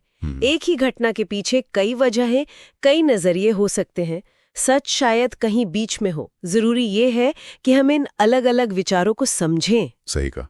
तो अगर हम संक्षेप में देखें, कांग्रेस की स्थापना 1885, बॉम्बे, एओ ह्यूम, शुरुआती अध्यक्षों में विविधता, फिर महत्वपूर्ण पड़ाव जैसे सूरत का विभाजन, लखनऊ समझौता, गांधी जी का एकमात्र बेलगांव अधिवेशन, नेहरू का लाहौर अधिवेशन और पूर्ण स्वराज का लक्ष्य। हाँ, और बोस का अध्यक्ष बनना, कृपलानी का आजादी के समय अध्यक्ष होना, और उसके गठन के पीछे के वो सिद्धांत, सेफ्टी वॉल्व बनाम लाइटनिंग कंडक्टर। निश्चित रूप से कांग्रेस भारतीय स्वतंत्रता आंदोलन की, कह सकते हैं, एक तरह से धुरी रही। इन अधिवेशनों और नेताओं के जरिए ही आजादी की कहानी आगे बढ़ी। ये सिर्फ मीटिंग्स नहीं थी, यहाँ देश का भविष्य तय हो रहा था। और जाते जाते एक सवाल सोचने के लिए छोड़ जाते हैं। ये जो दो मुख्य सिद्धांत हैं, सेफ्टी वॉल्व जो शायद अंग्रेजों के हित में था और लाइटनिंग कंडक्टर जो शायद भारतीयों की रणनीति थी, इन शुरुआती धारणाओं ने अंग्रेजों और भारतीयों दोनों की नजरों में कांग्रेस की छवि और इसके शुरुआती सफर को कैसे प्रभावित किया होगा। हाँ, ये सोचने वाली बात है कि शुरुआत में इसे कैसे देखा गया और उसका क्या असर पड़ा होगा। हम भारत के आधुनिक इतिहास की एक बहुत ही, आप कह सकते हैं, निर्णायक घटना पर बात करने वाले हैं, बंगाल विभाजन। नमस्कार। हाँ बिल्कुल, खासकर जो लोग प्रतियोगी परीक्षाओं की तैयारी कर रहे हैं उनके लिए ये टॉपिक समझना बहुत जरूरी है। सही कहा। तो हम देखेंगे कि ये हुआ क्यों, इसके पीछे क्या सोच थी और फिर इसका नतीजा क्या निकला। बिल्कुल। तो चलिए शुरू करते। 1905 में बंगाल का विभाजन हुआ। कहा तो ये गया कि भाई प्रशासन चलाने में दिक्कत आ रही है, पर क्या बात सिर्फ इतनी सी थी? नहीं, यही तो मतलब मामला थोड़ा पेचीदा हो जाता है। हाँ, कागज पर तो यही था कि बंगाल बहुत बड़ा है, प्रशासन के लिए 2 हिस्से करना जरूरी है। अच्छा। लेकिन देखिए, असल इरादा राजनीतिक था। बंगाल उस समय वो राष्ट्रवाद का गढ़ बन रहा था। हाँ बिल्कुल। और अंग्रेज सरकार इस बढ़ती राष्ट्रीय चेतना को, कह सकते हैं, कमजोर करना चाहती थी। उनकी सीधी कोशिश थी कि हिंदू मुस्लिम एकता को किसी तरह तोड़ा जाए। फूट डालो और राज करो वाली नीति। बिल्कुल वही। तो घोषणा हुई जुलाई 1905 में और अक्टूबर 1905 से ये लागू हो गया। ठीक है, तो इसके पीछे मुख्य चेहरा कौन था? मतलब किसका आइडिया था ये, और क्या ये एकदम से हो गया या इसकी कोई तैयारी पहले से चल रही थी? देखिए, मुख्य रूप से तो इसके पीछे उस वक्त के वॉइसरॉय लॉर्ड कर्जन थे। Lord Curzon. हाँ, और नहीं, ये अचानक बिल्कुल नहीं था। कर्जन ने पहले भी कुछ ऐसे कदम उठाए थे जिन्हें काफी प्रतिक्रियावादी माना जाता है। जैसे 1899 का कलकत्ता कॉर्पोरेशन एक्ट था। उससे निगम में चुने हुए भारतीयों की संख्या कम कर दी गई थी। अच्छा। फिर 1904 में ऑफिशियल सीक्रेट्स एक्ट आया, जिसने प्रेस की आजादी पर और पाबंदियां लगा दी। और 1904 में ही इंडियन यूनिवर्सिटीज एक्ट भी आया। मकसद था विश्वविद्यालयों पर सरकारी नियंत्रण बढ़ाना। तो ये सब चीजें एक तरह से माहौल बना रही थी। मतलब जमीन तैयार हो रही थी विभाजन के लिए। हाँ, कह सकते हैं। ये कोई अचानक लिया गया फैसला नहीं था। तो जाहिर है इतना बड़ा फैसला हुआ तो देश भर में इसकी प्रतिक्रिया भी हुई होगी। क्या हुआ फिर? प्रतिक्रिया तो जबरदस्त थी। मतलब पूरे देश में एक गुस्से की लहर सी दौड़ गई। 1905 में बनारस में कांग्रेस का सेशन हुआ। गोपाल कृष्ण गोखले अध्यक्ष थे। हाँ। वहां विभाजन की कड़ी आलोचना हुई। लेकिन इससे भी ज्यादा अहम था 1906 का कलकत्ता सेशन। दादा भाई नौरोजी अध्यक्ष थे। अच्छा, कैलकाटा सेशन। हाँ, उसमें 4 बहुत महत्वपूर्ण प्रस्ताव पास हुए: स्वराज, स्वदेशी, बहिष्कार और राष्ट्रीय शिक्षा। ये चारों शब्द तो बहुत सुने हैं, स्वराज, स्वदेशी, बहिष्कार और राष्ट्रीय शिक्षा। बिल्कुल। ये आगे चलकर हमारे स्वतंत्रता संग्राम के, आप कह सकते हैं, मूल मंत्र बन गए। इन्होंने कांग्रेस के संघर्ष का तरीका ही बदल दिया। और इस आंदोलन को लीड कौन कर रहा था? मतलब क्या ये सिर्फ बंगाल में ही सिमटा रहा? नहीं, यही तो खास बात थी। ये आंदोलन सिर्फ बंगाल तक ही नहीं रुका, बल्कि पूरे देश में फैल गया। पूरे देश में? हाँ, अलग अलग जगहों पर बड़े नेता इसे आगे बढ़ा रहे थे। जैसे बाल गंगाधर तिलक पूना और बॉम्बे में एक्टिव थे, लाला लाजपत राय और अजीत सिंह पंजाब में, सैयद हैदर लजा दिल्ली में थे और चिदम्बरम पिल्लई मद्रास प्रेसिडेंसी में। तो ये दिखाता है कि ये एक अखिल भारतीय मुद्दा बन गया था। लोगों ने इसे अपने ऊपर लिया। ये तो बड़ी बात है। लेकिन मैंने सुना है कि इसी दौरान कांग्रेस के अंदर भी कुछ मतभेद शुरू हो गए थे। हाँ, ये बिल्कुल सही है। विभाजन का विरोध कैसे किया जाए, इस तरीके को लेकर कांग्रेस के नेताओं में मतलब काफी गहरे मतभेद पैदा हो गए थे। अच्छा, किस तरह के मतभेद? 2 गुट बन गए थे मोटे तौर पर। एक था नरम दल, जो संवैधानिक दायरे में रहकर पिटिशंस वगैरह देकर विरोध करना चाहता था। हाँ, मॉडरेट्स। हाँ, मॉडरेट्स। और दूसरा गुट था गरम दल, एक्सट्रीमिस्ट्स। वो बहिष्कार, स्वदेशी और पैसिव रेजिस्टेंस जैसे ज्यादा उग्र तरीकों के हिमायती थे। और ये मतभेद इतने बढ़ गए कि 1907 में सूरत सेशन में, जिसके अध्यक्ष रास बिहारी घोष थे, कांग्रेस 2 हिस्सों में टूट गई। सूरत स्प्लिट। हाँ, ये तो बहुत महत्वपूर्ण घटना है। जी बिल्कुल, सूरत विभाजन कहते हैं इसे। और इसी उथल-पुथल के माहौल में वो मॉर्ले मिंटो सुधार भी तो आए थे ना? उनका क्या रोल था इसमें? हाँ बिल्कुल, 1909 में आए मॉर्ले मिंटो रिफॉर्म्स या भारत सरकार अधिनियम 1909। इसमें विधान परिषदों का साइज तो बढ़ाया गया, लेकिन इसकी सबसे विवादित बात थी मुसलमानों के लिए अलग निर्वाचक मंडल, यानी सेपरेट इलेक्टोरेट की शुरुआत। सेपरेट इलेक्टोरेट मतलब ये कि मुस्लिम वोटर्स सिर्फ मुस्लिम उम्मीदवारों को ही वोट दे सकते थे। और इसे कई लोग अंग्रेजों की उसी फूट डालो और राज करो नीति का हिस्सा मानते हैं। इसने कहीं ना कहीं भारतीय समाज में विभाजन के बीच और गहरे कर दिए। ये तो बहुत गंभीर बात थी। तो आखिर में इस बंगाल विभाजन का हुआ क्या? क्या ये हमेशा के लिए रह गया? नहीं, ये स्थायी नहीं रहा। जो इतना बड़ा विरोध हुआ, स्वदेशी आंदोलन ने जो जोर पकड़ा, उसके दबाव में ब्रिटिश सरकार को आखिर में झुकना ही पड़ा। 1911 में दिल्ली में एक बड़ा दरबार लगा। दिल्ली दरबार? हाँ, जिसमें ब्रिटेन के राजा जॉर्ज पंचम भी आए थे। उसी दरबार में तब वाइसरॉय थे लॉर्ड हार्डिंग द्वितीय। बंगाल विभाजन को रद्द करने का ऐलान किया गया। अच्छा, तो 1911 में रद्द हो गया। हाँ, और साथ ही एक और बड़ा फैसला हुआ। 1912 में भारत की राजधानी कलकत्ता से दिल्ली शिफ्ट कर दी गई। ओहो, राजधानी भी बदल गई? जी। तो अगर हम संक्षेप में देखें तो बंगाल विभाजन कर्जन की एक चाल थी राष्ट्रवाद को कमजोर करने की, लेकिन हुआ उल्टा। हाँ बिल्कुल। इसने स्वदेशी और बहिष्कार जैसे आंदोलनों को हवा दी। पूरे देश में लोग विरोध में उतरे, भले ही कांग्रेस में फूट पड़ गई। और आखिर में अंग्रेजों को फैसला वापस लेना पड़ा और राजधानी भी बदलनी पड़ी। एकदम सही कहा आपने। लेकिन यहाँ एक बात सोचने वाली है। क्या? ये तो सोचने वाली बात है। विभाजन रद्द होने के बावजूद क्या उसकी लगाई हुई चिंगारी कहीं ना कहीं सुलगती नहीं रही? इस पर विचार करना जरूरी है। हम भारत की आजादी की लड़ाई के एक अलग पर बहुत अहम पहलू पर बात करेंगे। हाँ, कौन सा? क्रांतिकारी राष्ट्रवाद। ओ बिल्कुल। ये वो रास्ता था जहां जोश था, जज्बा था और अंग्रेजी हुकूमत को सीधी टक्कर देने का इरादा। हाँ। हम 19वीं सदी के आखिर से लेकर करीब 1916 तक के उस दौर को समझेंगे, जब वो गुप्त संगठन बन रहे थे ना। हाँ, और विदेशों में भी आवाज उठ रही थी। सही कहा। और वो सशस्त्र संघर्ष की चिंगारियां वो भड़क रही थीं। तो चलिए समझते हैं इन घटनाओं को और उनके पीछे की सोच को। हाँ, ये समझना जरूरी है कि कांग्रेस के जो नरमपंथी तरीके थे जी, उनके साथ साथ एक धारा ऐसी भी थी जिसे लगता था कि आजादी सिर्फ याचिकाओं से नहीं मिलेगी। अच्छा। इसकी शुरुआत हमें महाराष्ट्र में दिखती है, जैसे 1879 में वासुदेव बलवंत फड़के की रामोसी किसान सेना थी। हाँ, सुना है। या फिर तिलक जी ने शिवाजी और गणपति उत्सवों का इस्तेमाल किया राष्ट्रीय चेतना जगाने के लिए।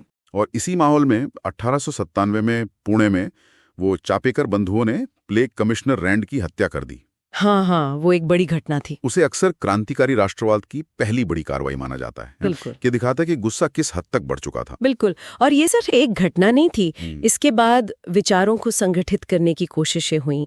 जैसे 1899 में पूना में सावरकर बंधुओं ने मित्र मेला शुरू किया। मित्र मेला। हाँ, जो बाद में 1904 में अभिनव भारत सोसाइटी बन गया। ये गुप्त संगठन थे। अच्छा। जिनका मकसद था युवाओं को जोड़ना और सशस्त्र क्रांति की तैयारी करना। और बंगाल भी तो इसमें पीछे नहीं था। नहीं, बिल्कुल नहीं। 1902 में कलकत्ता में सतीश चंद्र बसु ने अनुशीलन समिति बनाई। अनुशीलन समिति, इसका क्या खास मकसद था? देखिए, अनुशीलन समिति सिर्फ हथियार चलाना सिखाना नहीं था। अच्छा। वो शारीरिक और नैतिक बल, उस पर भी जोर था। एक तरह से युवाओं को क्रांतिकारी विचारधारा से लैस कर रहे थे। इसी दौर की एक बड़ी घटना है 1908 का अलीपुर बम कांड। हाँ, मजिस्ट्रेट किंग्सफोर्ड पर हमले की कोशिश। बिल्कुल, जिसमें प्रफुल्ल चाकी और खुदीराम बोस शामिल थे। चाकी ने तो पकड़े जाने से पहले खुद को गोली मार ली। और खुदीराम बोस को फांसी हुई बहुत कम उम्र में। हाँ, अरबिंदो घोष भी इसमें आरोपी थे, हालांकि बाद में बरी हो गए। ये घटना दिखाती है कि क्रांतिकारी कितना जोखिम उठा रहे थे। और ये आग सिर्फ भारत तक ही सीमित नहीं थी, है ना? विदेश में भी काम हो रहा था। बिल्कुल।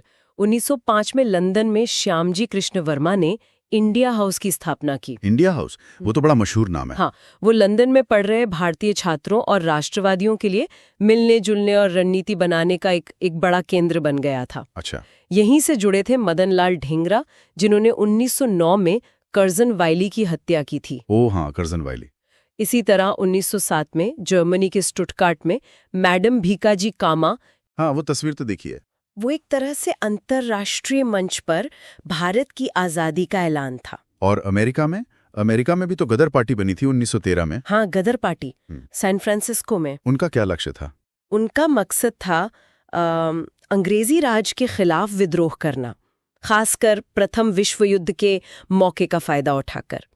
लाला हरदयाल, सोहन सिंह भकना जैसे बड़े नेता इसमें शामिल थे। उन्होंने विदेशों में बसे भारतीयों, खासकर सैनिकों को प्रेरित करने की कोशिश की। फिर 1914 का साल आया, वो तो काफी उथल-पुथल वाला रहा होगा। कोमागाटा-मारू घटना। हाँ, कोमागाटा-मारू। और फिर पहला विश्व युद्ध भी शुरू हो गया। कोमागाटा-मारू प्रकरण ने असल में विदेशों में भारतीयों के साथ जो भेदभाव हो रहा था जी, और ब्रिटिश सरकार का रवैया, उसको उजागर कर दिया।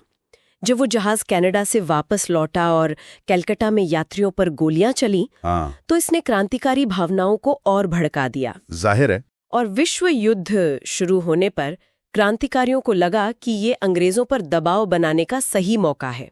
अच्छा। इसी समय 1915 में जर्मनी में वीरेंद्रनाथ चट्टोपाध्याय ने बर्लिन समिति बनाई ताकि विदेशों से मदद जुटाई जा सके। दूसरी तरफ सरकार भी सख्ती कर रही होगी। बिल्कुल। सरकार ने डिफेंस ऑफ इंडिया एक्ट लागू किया। और फिर 1916 में होम रूल लीग आंदोलन शुरू हुआ, तिलक और एनी बेसेंट वाला। हाँ, ये क्रांतिकारी गतिविधि से कैसे जुड़ा था या ये अलग था? देखिए, होम रूल लीग सीधे तौर पर सशस्त्र क्रांति की बात नहीं कर रहा था। ठीक है। लेकिन इसका लक्ष्य था स्वशासन या होम रूल। इसने राष्ट्रवाद की भावना को आम लोगों तक पहुंचाया और कह सकते हैं कि एक तरह से क्रांतिकारी और नरमपंथी धाराओं के बीच एक पुल का काम किया इसने। अच्छा। और इसी साल 1916 में ही लखनऊ में कांग्रेस अधिवेशन हुआ। हाँ, जहां नरम दल और गरम दल फिर एक हुए थे।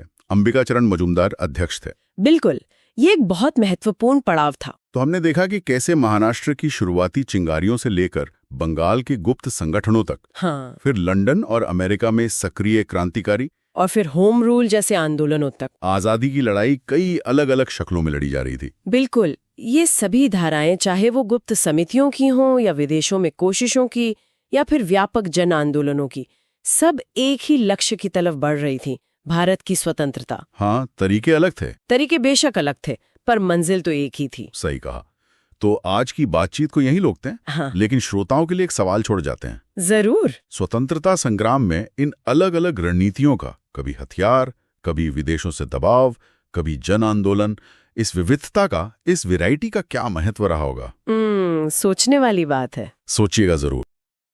आज हम बात करेंगे भारतीय स्वतंत्रता संग्राम के एक बहुत ही अहम दौर की। जी। 1915 से 1922 के बीच का समय। हाँ, ये बहुत महत्वपूर्ण साल थे। ये वो साल थे जब महात्मा गांधी दक्षिण अफ्रीका से लौटे और कुछ ही सालों में भारत के सबसे बड़े नेता बन गए। बिल्कुल। और देखिए, अगर आप प्रतियोगी परीक्षाओं की तैयारी कर रहे हैं तो ये साल और इनमें जो भी हुआ वो समझना बहुत बहुत जरूरी है। सही बात है, क्योंकि यहीं से आजादी की लड़ाई ने एक तरह से एक नई दिशा पकड़ी थी। हाँ, एक नई राह मिली। ये जो 7 साल थे ना, 1915 से 22, ये गांधी जी के लिए और मैं कहूंगी पूरे देश के लिए एक तरह से नींव रखने जैसे थे। अच्छा। दक्षिण अफ्रीका में उनके सत्याग्रह के प्रयोग सफल तो रहे थे, पर भारत एक बिल्कुल अलग चुनौती थी। यहाँ उन्होंने अपने तरीकों को आजमाया, उनमें सुधार किया और एक ऐसा जन आंदोलन खड़ा करने की जमीन तैयार की जैसा मतलब पहले कभी नहीं हुआ था। तो शुरुआत करते हैं उनके आने से। 9 जनवरी 1915 गांधी जी भारत वापस आए। जी। लेकिन आते ही उन्होंने कोई बड़ी राजनीतिक घोषणा नहीं की, है ना? ऐसा नहीं हुआ कि आते ही स्टेज पर चढ़ गए। नहीं, बिल्कुल नहीं। उन्होंने थोड़ा समय लिया देश को समझने में। ये दिलचस्प भी है। हाँ। उनके जो राजनीतिक गुरु थे, हाँ। गोपाल कृष्ण गोखले, हाँ। उन्होंने सलाह दी थी उन्हें। अच्छा, गोखले जी ने? हाँ, कि पहले 1 साल आप पूरा भारत घूमो, लोगों को समझो, उनकी तकलीफें जानो और उसके बाद ही पॉलिटिक्स में एक्टिव होना। और गांधी जी ने ये बात मानी। बिल्कुल मानी। वो तुरंत राष्ट्रीय मुद्दों में नहीं कूदे, बल्कि उन्होंने पहले जो क्षेत्रीय समस्याएं थी उन पर ध्यान दिया। और इसी कड़ी में उनका पहला बड़ा कदम हम मानते हैं चंपारण सत्याग्रह को 1917 में। हाँ, चंपारण। बिहार का वो नील किसानों वाला मामला। सही पकड़ा। बिहार के चंपारण में क्या था कि नील किसानों पर जबरदस्ती नील उगाने का दबाव था। उसको तिनकठिया प्रणाली कहते थे। मतलब अपनी जमीन के 3/20 हिस्से पे नील उगाना ही पड़ेगा, चाहे फायदा हो या नुकसान। अरे बाप रे। हाँ, तो राजकुमार शुक्ल नाम के एक स्थानीय किसान नेता थे, उन्होंने गांधी जी को बुलाया। अच्छा। और ये भारत में गांधी जी का पहला सविनय अवज्य मतलब सत्याग्रह का पहला बड़ा प्रयोग था। और सफल रहा। पूरी तरह सफल रहा। अंग्रेज सरकार को झुकना पड़ा, जांच बैठानी पड़ी और किसानों को राहत मिली। इसने गांधी जी को पहली बड़ी पहचान दिलाई देश भर में। तो चंपारण की सफलता के बाद अगले ही साल 1918 में 2 और बड़े मामले सामने आए, अहमदाबाद और खेड़ा। हाँ जी, 1918 काफी व्यस्त साल रहा उनके लिए। पहले अहमदाबाद में, वहां मिल मजदूरों का मामला था। अच्छा, मिल मजदूर। हाँ, कम वेतन और काम के बुरे हालात को लेके वो हड़ताल पर थे। यहाँ अनुसुईया साराभाई ने गांधी जी को बुलाया था। इस आंदोलन में गांधी जी ने पहली बार भूख हड़ताल का इस्तेमाल किया, एक हथियार के तौर पर। और मिल मालिकों को आखिर में मजदूरों की मांगे माननी पड़ी। और फिर खेड़ा सत्याग्रह, वो भी गुजरात में ही। कि फसल खराब हो गई थी, लेकिन सरकार लगान माफ करने को तैयार नहीं थी। अच्छा। तो गांधी जी ने किसानों को लगान न देने के लिए प्रेरित किया, सत्याग्रह करने को कहा। और यहीं उनकी मुलाकात सरदार वल्लभ भाई पटेल से भी हुई। हाँ, ये महत्वपूर्ण है। सरदार पटेल यहीं से जुड़े उनके साथ। जी, जो फिर उनके पक्के अनुयायी बन गए। तो ये जो शुरुआती सफलताएं थीं, चंपारण, अहमदाबाद, खेड़ा, इनसे गांधी जी के तरीकों पर, मतलब सत्याग्रह और अहिंसा पर लोगों का भरोसा बढ़ा होगा, है ना? निश्चित रूप से, बिल्कुल बढ़ा। इन आंदोलनों ने दिखा दिया कि भाई बिना हिंसा के भी शांति से एकजुट होकर अपनी मांगों के लिए लड़ा जा सकता है और जीता भी जा सकता है।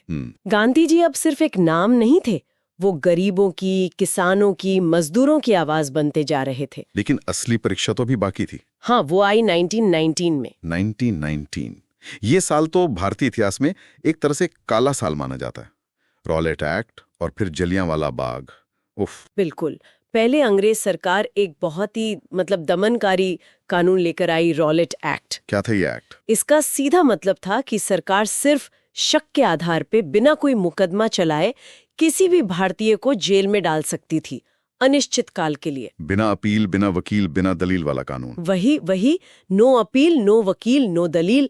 गांधी जी ने इसके खिलाफ जबरदस्त विरोध किया, देशव्यापी हड़ताल और सत्याग्रह का आह्वान किया। ये उनका पहला अखिल भारतीय स्तर का सत्याग्रह का प्रयास था। पूरे देश में एक साथ? हाँ, पूरे देश में। हालांकि ये पूरी तरह सफल नहीं हुआ जैसा वो चाहते थे, पर इसने अंग्रेजी शासन के खिलाफ जो गुस्सा था उसको और ज्यादा भड़का दिया। और इसी माहौल में 13 अप्रैल 1919 हाँ, अमृतसर, जलियांवाला बाग। हाँ, वो भयानक हत्याकांड। बैसाखी का दिन था, लोग शांति से सभा कर रहे थे रॉलेट एक्ट के विरोध में, और जनरल डायर ने उसने निहत्ती भीड़ पर गोलियां चलवा दी। हजारों लोग, सैकड़ों लोग मारे गए, हजारों घायल हुए। इस घटना ने तो पूरे देश को हिलाकर रख दिया था। क्या इसी गुस्से ने, इसी तकलीफ ने असहयोग आंदोलन की जमीन तैयार की? एकदम। जलियांवाला बाग नरसंहार और उसके साथ ही एक और मुद्दा जुड़ गया था, तुर्की के खलीफा का। हाँ, खिलाफत आंदोलन। जी, खिलाफत आंदोलन। दुनिया भर के मुसलमान तुर्की के सुल्तान को अपना खलीफा मानते थे। पहले विश्व युद्ध के बाद अंग्रेजों ने तुर्की के साथ जो संधि की, उससे खलीफा के अधिकार कम हो गए थे, जिसका भारतीय मुसलमान विरोध कर रहे थे। हाँ, बहुत जोर शोर से। तो गांधी जी ने इस मौके को देखा हिंदू मुस्लिम एकता को मजबूत करने और अंग्रेजी शासन के खिलाफ एक बहुत बड़ा आंदोलन खड़ा करने के लिए। अच्छा, तो दोनों मुद्दे जुड़ गए। बिल्कुल।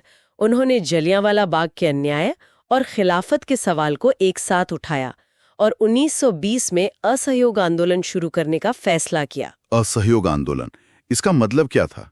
इसमें क्या क्या करना था लोगों को? असहयोग का सीधा मतलब था अंग्रेजी शासन के साथ किसी भी तरह का सहयोग न करना, उसे ठप कर देना एक तरह से। कैसे?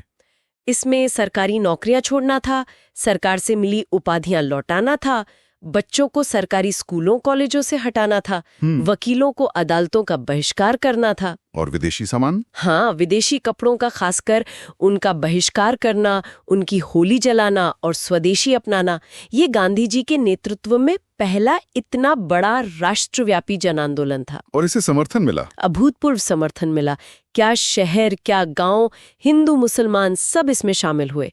खिलाफत आंदोलन भी इसी में मिल गया, जिससे हिंदू मुस्लिम एकता भी उस समय काफी मजबूत दिखी। ये आंदोलन तो मतलब काफी सफल हो रहा था, अंग्रेजों पे दबाव बन रहा होगा। बहुत दबाव बन रहा था। लेकिन फिर 1922 में इसे अचानक वापस क्यों ले लिया गया? वो चौरी चौरा वाली घटना हुई थी ना। हाँ। आंदोलन अपने चरम पर पहुंच रहा था, लेकिन फरवरी 1922 में उत्तर प्रदेश में गोरखपुर जिले के पास एक जगह है चौरी चौरा। हाँ। वहां गुस्साई भीद ने एक पुलिस थाने में आग लगा दी। उसमें कुछ 22 पुलिस वाले मारे गए। ओ, हिंसा हो गई। हाँ, हिंसा हो गई। इस हिंसक घटना से गांधी जी को बहुत बहुत दुख पहुंचा। उनका तो मूल सिद्धांत ही अहिंसा था। उनका मानना था कि स्वतंत्रता अहिंसक तरीकों से ही मिलनी चाहिए, साध्य के साथ साधन भी पवित्र होने चाहिए। तो इस हिंसा के बाद उन्होंने फौरन असहयोग आंदोलन वापस लेने की घोषणा कर दी। इस फैसले से तो बहुत लोग नाराज हुए होंगे, नेता भी? हाँ, काफी आलोचना हुई। कई बड़े नेता जैसे मोतीलाल नेहरू, सीआर दास, वो सब सहमत नहीं थे। उन्हें लगा कि जब आंदोलन इतना सफल हो रहा है तो एक जगह की घटना के लिए इसे बंद करना ठीक नहीं। लेकिन गांधी जी अपने अहिंसा के सिद्धांत पर एकदम अटल रहे। तो अगर हम इन 7 सालों को 1915 से 1922 तक को समेटें तो एक तरह से गांधी जी के एक क्षेत्रीय नेता से राष्ट्रीय महात्मा बनने की कहानी है। बिल्कुल। चंपारण से असहयोग आंदोलन तक उन्होंने सत्याग्रह को आजादी की लड़ाई का मुख्य हथियार बना दिया। सही कहा। इन सालों ने न केवल गांधी जी के नेतृत्व को स्थापित किया, बल्कि भारतीय स्वतंत्रता संग्राम के चरित्र को ही गढ़ दिया। अहिंसा और सत्याग्रह ये सिर्फ रणनीति नहीं रहे, ये एक नैतिक बल बन गया। और यहाँ सोचने वाली बात ये है कि चौरी चौरा के बाद आंदोलन वापस लेने का जो फैसला था, हाँ। जिसने उस समय कई लोगों को निराश किया, हाँ। क्या उसी दृढ़ता ने, उसी सिद्धांत पर टिके रहने ने लंबे समय में भारतीय स्वतंत्रता संग्राम को दुनिया भर में एक अनोखी नैतिक पहचान दिलाई? ये एक दिलचस्प सवाल है। हाँ, इस पर विचार करना जरूरी है कि उस स्थगन ने भविष्य के आंदोलनों की रणनीति को कैसे प्रभावित किया होगा। एक बहुत ही दिलचस्प विषय पर बात करने वाले हैं, भारत में समाजवाद का उदय। जी, और ये समझना खासकर उन लोगों के लिए जो प्रतियोगी परीक्षाओं की तैयारी कर रहे हैं, बहुत जरूरी है। हाँ, कि कैसे मतलब बाहरी घटनाओं ने और देश के अंदर के हालात ने मिलकर इस विचारधारा को, इस सोच को यहाँ बल दिया। बिल्कुल। शुरुआत शायद कारणों से करनी चाहिए। देखिए, 1917 में रूस में जो क्रांति हुई, हाँ, रूसी क्रांति, उसका असर तो मतलब पूरे दुनिया पर पड़ा, और भारत कैसे अछूता रहता। सही बात है। वो जो ज़ारशाही का खत्म होना था और फिर वो बराबरी की बातें, इसने यहाँ आजादी की लड़ाई लड़ रहे बहुत से लोगों को प्रभावित किया। तो मतलब ये सिर्फ राजनीतिक आजादी की बात नहीं रह गई थी? नहीं, बिल्कुल नहीं। लगने लगा कि भाई सिर्फ राजनीतिक आजादी से काम नहीं चलेगा, सामाजिक और आर्थिक बराबरी वो भी बहुत जरूरी है। अच्छा, और इसी सोच का नतीजा फिर हमें नई पार्टियों के बनने में दिखा। हाँ, बिल्कुल। जैसे 1920 में ताशकंद में एमएन रॉय और उनके कुछ साथियों ने भारतीय कम्युनिस्ट पार्टी की नींव रखी। ये भारत में संगठित तौर पर, मतलब एक ऑर्गेनाइज तरीके से कम्युनिस्ट विचारधारा को लाने की शुरुआती कोशिशों में से एक थी। और सरकार, अंग्रेजी हुकूमत इसको कैसे देख रही थी? जाहिर है, शक की निगाह से। आप देखिए 1924 का कानपुर बोल्शेविक षड्यंत्र केस। हाँ हाँ। उसमें ऐसे डांगे, मुजफ्फर अहमद, शौकत उस्मानी, ये जो शुरुआती कम्युनिस्ट नेता थे, उन पर बाकायदा मुकदमा चलाया गया। तो ये दिखाता है कि सरकार काफी सतर्क थी इन नई विचारधाराओं को लेकर। बहुत ज्यादा। उन्हें डर था कि विचार कहीं ज्यादा फैल ना जाए। और इसी समय देखिए मजदूरों की आवाज भी उठी थी। हाँ, वो AITUC, all India trade union Congress, जी 1920 में ही बनी। और इसमें देखिए कौन कौन जुड़े थे। NM जोशी, लाला लाजपत राय, दीवान चमनलाल, जोसेफ वेबस्टा, बड़े नाम थे। ये दिखाता है कि समाजवादी सोच जो है वो मजदूर आंदोलनों को भी एक तरह से राह दिखा रही थी। बिल्कुल। और ये सिर्फ पार्टियों या मजदूर संगठनों तक ही सीमित नहीं था। इसका असर हमें क्रांतिकारी गतिविधियों में भी दिखता है। अच्छा, जैसे? पंजाब, यूपी, बिहार वाले इलाकों में? हाँ बिल्कुल। 1924 में कानपुर में बनी Hindustan republican association HRA। Ram Prasad Bismil, J C Chatterjee, Sachin Sanyal. हाँ, ये सब लोग। इनका मकसद था हथियारबंद क्रांति, आजादी चाहिए, लड़कर लेंगे। लेकिन फिर इसमें एक बड़ा बदलाव आया है ना? हाँ, 1928 में। हाँ, दिल्ली में फिरोज शाह कोटला में HRA बन गई HSRA, Hindustan socialist Republican association. ये सोशलिस्ट जुड़ना बहुत अहम है। बहुत अहम। ये साफ करता है कि अब लक्ष्य सिर्फ अंग्रेजों को भगाना नहीं था, बल्कि आजादी के बाद एक समाजवादी, मतलब बराबरी वाला समाज बनाना भी था। और इसमें नाम जुड़ते हैं चंद्रशेखर आजाद, भगत सिंह, सुखदेव। जी, और फिर HSRA से जुड़े बड़े एक्शन भी हुए, जैसे 1929 में सेंट्रल असेंबली में बम फेंकना, भगत सिंह और बटुकेश्वर दत्त। जिसका मकसद उन्होंने कहा था किसी को मारना नहीं, बल्कि बहरों को सुनाना। बिल्कुल। अपनी आवाज हुकूमत तक पहुंचाना। बिल्कुल। और फिर दुखद अंत, लाहौर षड्यंत्र केस में भगत सिंह, सुखदेव, राजगुरु को फांसी, 23 मार्च 1931। ये तो उत्तर भारत की बात हुई। आजादी की लड़ाई का सफर कई अहम मोड़ों से गुजरा है। जी हाँ। आज हम एक ऐसे ही बहुत महत्वपूर्ण दौर पे बात करेंगे, सविनय अवज्ञा आंदोलन। जी हाँ, ये वो आंदोलन था जिसने, आप कह सकते हैं, स्वतंत्रता संग्राम को एक नई शक्ल दी, एक नई पहचान। तो इसकी शुरुआत कहाँ से मानी जाती है, मतलब वो ट्रिगर पॉइंट क्या था? देखिए, इसकी जड़ें काफी हद तक साइमन कमीशन से जुड़ती हैं। 1928 में ये कमीशन आया तो था भारत के संवैधानिक सुधारों पर रिपोर्ट देने, पर अजीब बात ये थी कि इसमें एक भी भारतीय सदस्य नहीं था। अच्छा। मतलब सारे अंग्रेज। जी। और इसी बात पर पूरे देश में जोरदार विरोध हुआ, साइमन गो बैक के नारे लगे। हाँ, ये तो बहुत बड़ी बात थी। हाँ। तो क्या इसके जवाब में कुछ हुआ भारतीयों की तरफ से? बिल्कुल। इसी के जवाब में जैसे मोतीलाल नेहरू की अध्यक्षता में नेहरू रिपोर्ट आई, उधर जिन्ना साहब ने अपने 14 सूत्र रखे। मतलब भारतीय दल भी अपना रुख साफ कर रहे थे कि उन्हें क्या चाहिए। और फिर मामला और आगे बढ़ा लाहौर अधिवेशन में, है ना, 1929 वाला। हाँ बिल्कुल। दिसंबर 1929, लाहौर, जवाहरलाल नेहरू अध्यक्ष थे, और यहीं पर वो ऐतिहासिक बहुत बड़ा फैसला हुआ, पूर्ण स्वराज। पूर्ण स्वराज यानी अब सिर्फ डोमिनियन स्टेटस की बात नहीं, अब लक्ष्य था पूरी आजादी, कंप्लीट इंडिपेंडेंस। तो जब लक्ष्य इतना बड़ा तय हुआ तो फिर आगे की रणनीति क्या बनी? वहीं लाहौर में ही तय हुआ कि भाई गोलमेज सम्मेलन का बहिष्कार करेंगे और 26 जनवरी 1930 को पहला स्वतंत्रता दिवस मनाया जाएगा। हाँ, रावी नदी के किनारे झंडा फहराने की बात भी इसी से जुड़ी है। जी हाँ, बिल्कुल। और यहीं से कांग्रेस ने गांधी जी को अधिकार दिया कि वो सविनय अवज्ञा आंदोलन शुरू करें। और फिर आया वो मशहूर दांडी मार्च। हाँ, 12 मार्च 1930 साबरमती आश्रम से गांधी जी निकले अपने 78 भरोसेमंद साथियों के साथ। ये सिर्फ नमक कानून तोड़ने की यात्रा नहीं थी, ये असल में अंग्रेजी हुकूमत के अन्याय के खिलाफ एक सीधी चुनौती थी। और नमक को चुनना, ये भी तो बड़ी सूझबूझ की बात थी। बिल्कुल, नमक जैसी आम जरूरत की चीज, हर घर से जुड़ा मुद्दा, ये गांधी जी का मास्टर स्ट्रोक था। कितनी लंबी यात्रा थी ये? लगभग 440 मील। 6 अप्रैल को दांडी पहुंचकर उन्होंने नमक उठाकर कानून तोड़ा। और गांधी जी की गिरफ्तारी के बाद क्या आंदोलन थम गया? नहीं, बिल्कुल नहीं, बल्कि और फैल गया। अब्बास तैयब जी, फिर सरोजनी नायडू, उन्होंने नेतृत्व संभाला। किसानों ने लगान देने से मना कर दिया, कहीं चौकीदारी टैक्स बंद हुआ, आदिवासी समुदाय ने जंगल के कानूनों का उल्लंघन किया। मतलब आंदोलन जमीन तक पहुंच गया था। तो जाहिर है सरकार पर दबाव बहुत बढ़ गया होगा। हाँ, बहुत ज्यादा। और इसी दबाव का नतीजा था 1931 की शुरुआत में गांधी इरविन समझौता। अच्छा, तो इसमें क्या शर्तें थीं? मुख्य बात यह थी कि सरकार ने कांग्रेस को दूसरे गोलमेज सम्मेलन में बुलाने की पेशकश की।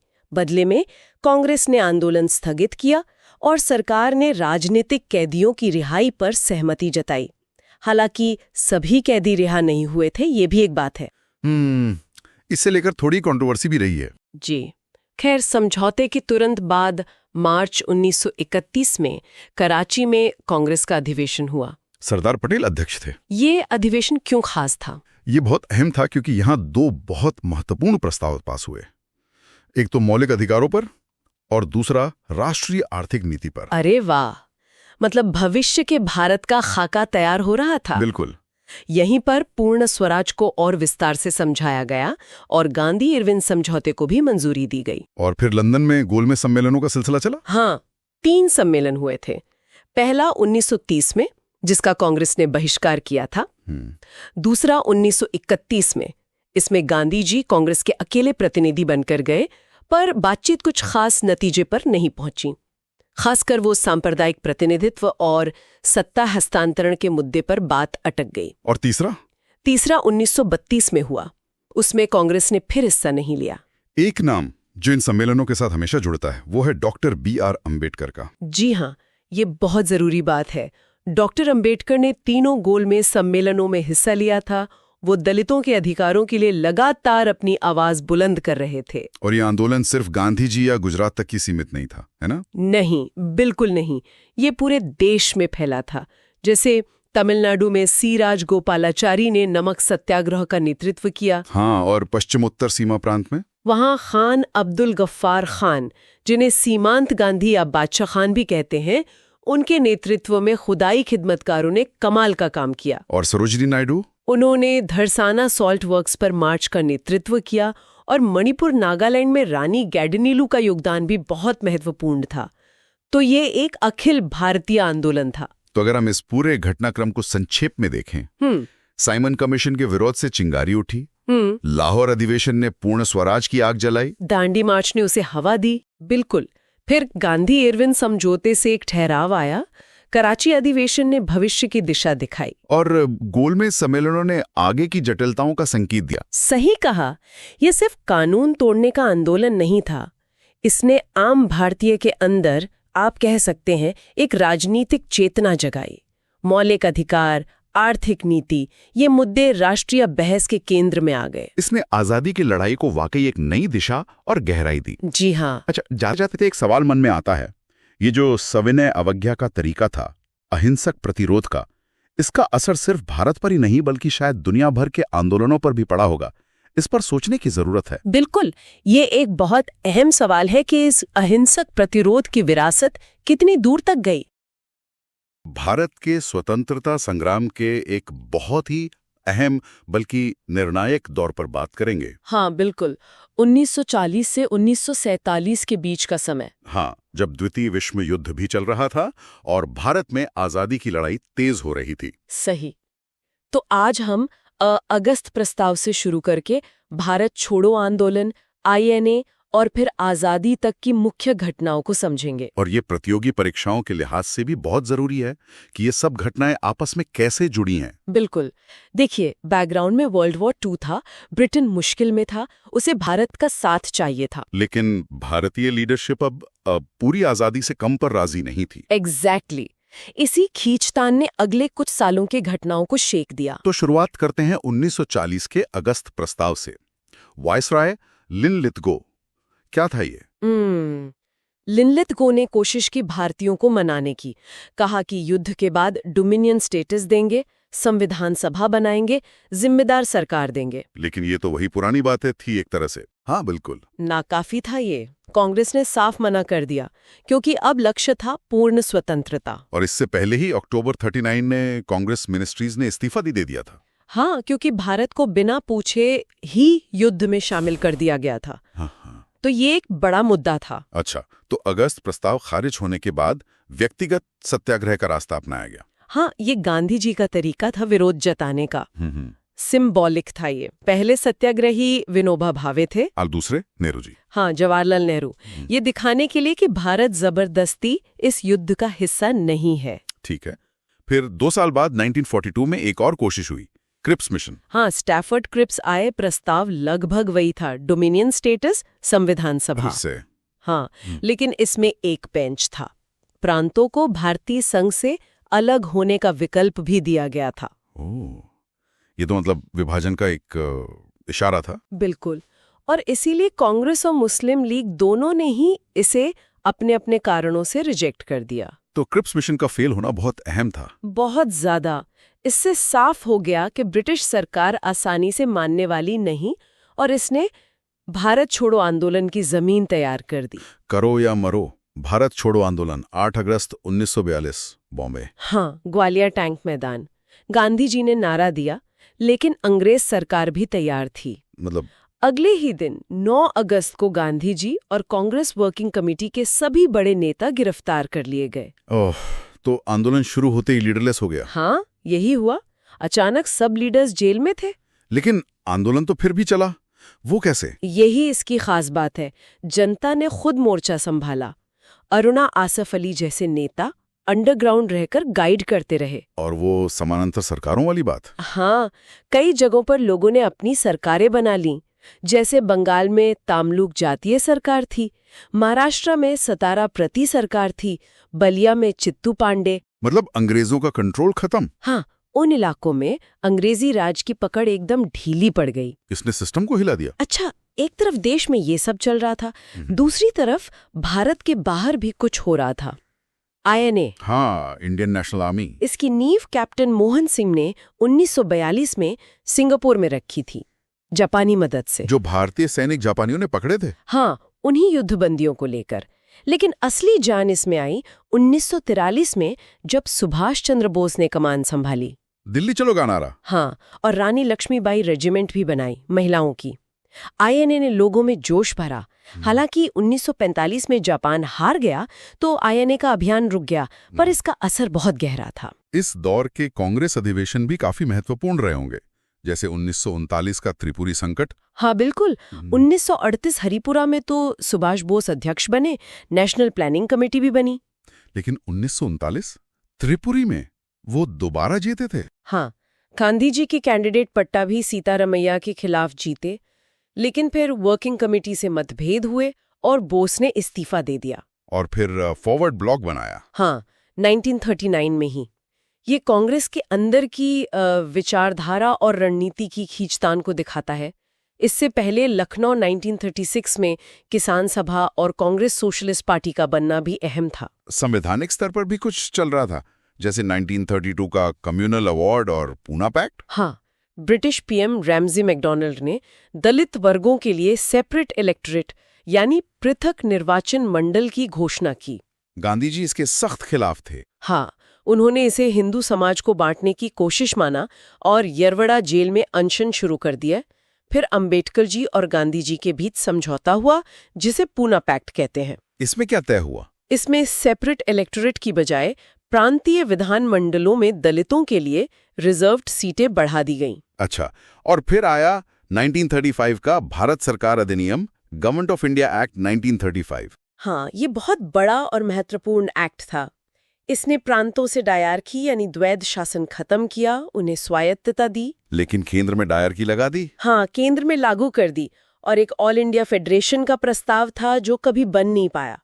और 11 में से 6 प्रांतों में 2 सदन वाले विधानमंडल बने। तो इसने आगे के संविधान का आधार रखा। काफी हद तक। इसे मिनी कॉन्स्टिट्यूशन भी कहते हैं कई बार। और फिर हम आजादी के बिल्कुल करीब पहुंचते हैं। Cabinet mission 1946। हाँ, विश्व युद्ध खत्म हो चुका था। ब्रिटेन में लेबर पार्टी की सरकार थी। पीएम एटली ने 3 सदस्य भेजे, क्रिप्स, अलेक्जेंडर, पैथिक लॉरेंस। मकसद था सत्ता हस्तांतरण का रास्ता निकालना। हाँ, और संविधान सभा बनवाना। लेकिन कांग्रेस और मुस्लिम लीग में सहमति नहीं बन पाई। लीग पाकिस्तान पर अड़ी थी। और फिर वो डायरेक्ट एक्शन डे। हाँ, जिन्ना ने 16 अगस्त 1946 को प्रत्यक्ष कार्रवाई दिवस का आह्वान किया। इसके बाद बहुत भयानक सांप्रदायिक दंगे हुए, खासकर कलकत्ता में। तो विभाजन ही एकमात्र रास्ता बचा। लगभग तय हो गया था। फिर माउंटबेटन आए, उन्होंने माउंटबेटन प्लान या विभाजन योजना पेश की और उसी के आधार पर इंडियन इंडिपेंडेंस एक्ट 1947 पास हुआ, जिससे भारत और पाकिस्तान बने। तो ये पूरा दौर 1940 से 47 तक असफल बातचीत, जन आंदोलन, हथियारबंद कोशिशें, संवैधानिक बदलाव, सबका एक मिला-जुला रूप था। बिल्कुल, कोई एक चीज अकेली नहीं थी। अगस्त प्रस्ताव, क्रिप्स मिशन फेल हुए तो भारत छोड़ो आंदोलन हुआ। INA ने बाहर से दबाव बनाया, कांग्रेस के अंदर बहस चली, कानून बदले, सब मिलकर आजादी तक ले गए। तो आज की ये बातचीत हम यहीं रोकते हैं। श्रोताओं के लिए एक सवाल जरूर है। हाँ, क्या लगता है, स्वतंत्रता क्या सिर्फ बातचीत से मिल सकती थी, या सिर्फ आंदोलन से, या फिर ये जो अलग अलग तरीके थे, बातचीत, आंदोलन, आईएनए जैसी कोशिशें, संवैधानिक प्रक्रिया, क्या इन सब का एक साथ चलना जरूरी था? ये सोचने वाली बात है। इस जटिल तालमेल पर विचार करना वाकई दिलचस्प होगा। बिल्कुल। और अंततः 15 अगस्त 1947 को भारत आजाद हुआ, भारतीय स्वतंत्रता अधिनियम 1947 के तहत। तो ये थी प्लासी से लेके आजादी तक की एक झलक। व्यापार करने आई कंपनी का साम्राज्य बनना, फिर उसके खिलाफ विद्रोह, समाज सुधार, संगठित राजनीतिक आंदोलन और आखिरकार गांधी जी के नेतृत्व में जन आंदोलनों से स्वतंत्रता मिलना। ये सफर बहुत लंबा और उतार चढ़ाव भरा रहा है, और इसकी समझ आज भी बहुत जरूरी है। बिल्कुल। ये सिर्फ इतिहास नहीं है, ये हमारे आज की नींव है।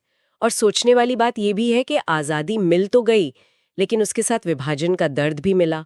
फिर रियासतों को भारत में मिलाना, एक नया संविधान बनाना, वो चुनौतियां भी कुछ कम नहीं थीं। सही कहा, उन पर भी कभी बात होनी चाहिए। और इसी के साथ आधुनिक भारतीय इतिहास पर हमारी ये जो लंबी चर्चा थी वो अब पूरी होती है। जी हाँ, बिल्कुल। एक बहुत ही दिलचस्प सफर रहा ये समझना कि आज हम जहां हैं वहां कैसे पहुंचे। हाँ, सच में। और किन घटनाओं ने मतलब आज के भारत को ये रूप दिया, बहुत जरूरी है ये जानना। बिल्कुल। शायद इतिहास की सबसे बड़ी सीख भी यही है ना, कि भाई वर्तमान को समझना है तो अतीत की परतें खोलनी ही पड़ेंगे, कोई और रास्ता नहीं है। सही बात है। उम्मीद है कि इस पूरी बातचीत से जो भी सुन रहे हैं उन्हें कुछ नए पर्सपेक्टिव, कुछ नए दृष्टिकोण मिले होंगे। जी। और हाँ, एक जरूरी बात, इसी के साथ हमने आधुनिक इतिहास की ये पूरी श्रृंखला, ये पूरी सीरीज भी सफलतापूर्वक पूरी कर ली है। हाँ, ये तो बहुत बढ़िया हुआ। एक मील का पत्थर है ये, हमारे लिए भी और सुनने वालों के लिए। बिल्कुल। तो अगर किसी वजह से मान लीजिए पिछली कुछ जरूरी चर्चाएं सुनने से रह गई हों, हाँ, हो सकता है, व्यस्तता रहती है। हाँ, तो आप चैनल पे जाकर उन्हें कभी भी सुन सकते हैं, मतलब सब कुछ वहाँ मौजूद है। जी। और अपनी तैयारी को और मजबूत करने के लिए ये बहुत मददगार हो सकता है। पूरी श्रृंखला एक साथ सुनने से एक कॉन्टिन्यूटी बनती है। एकदम सही कहा।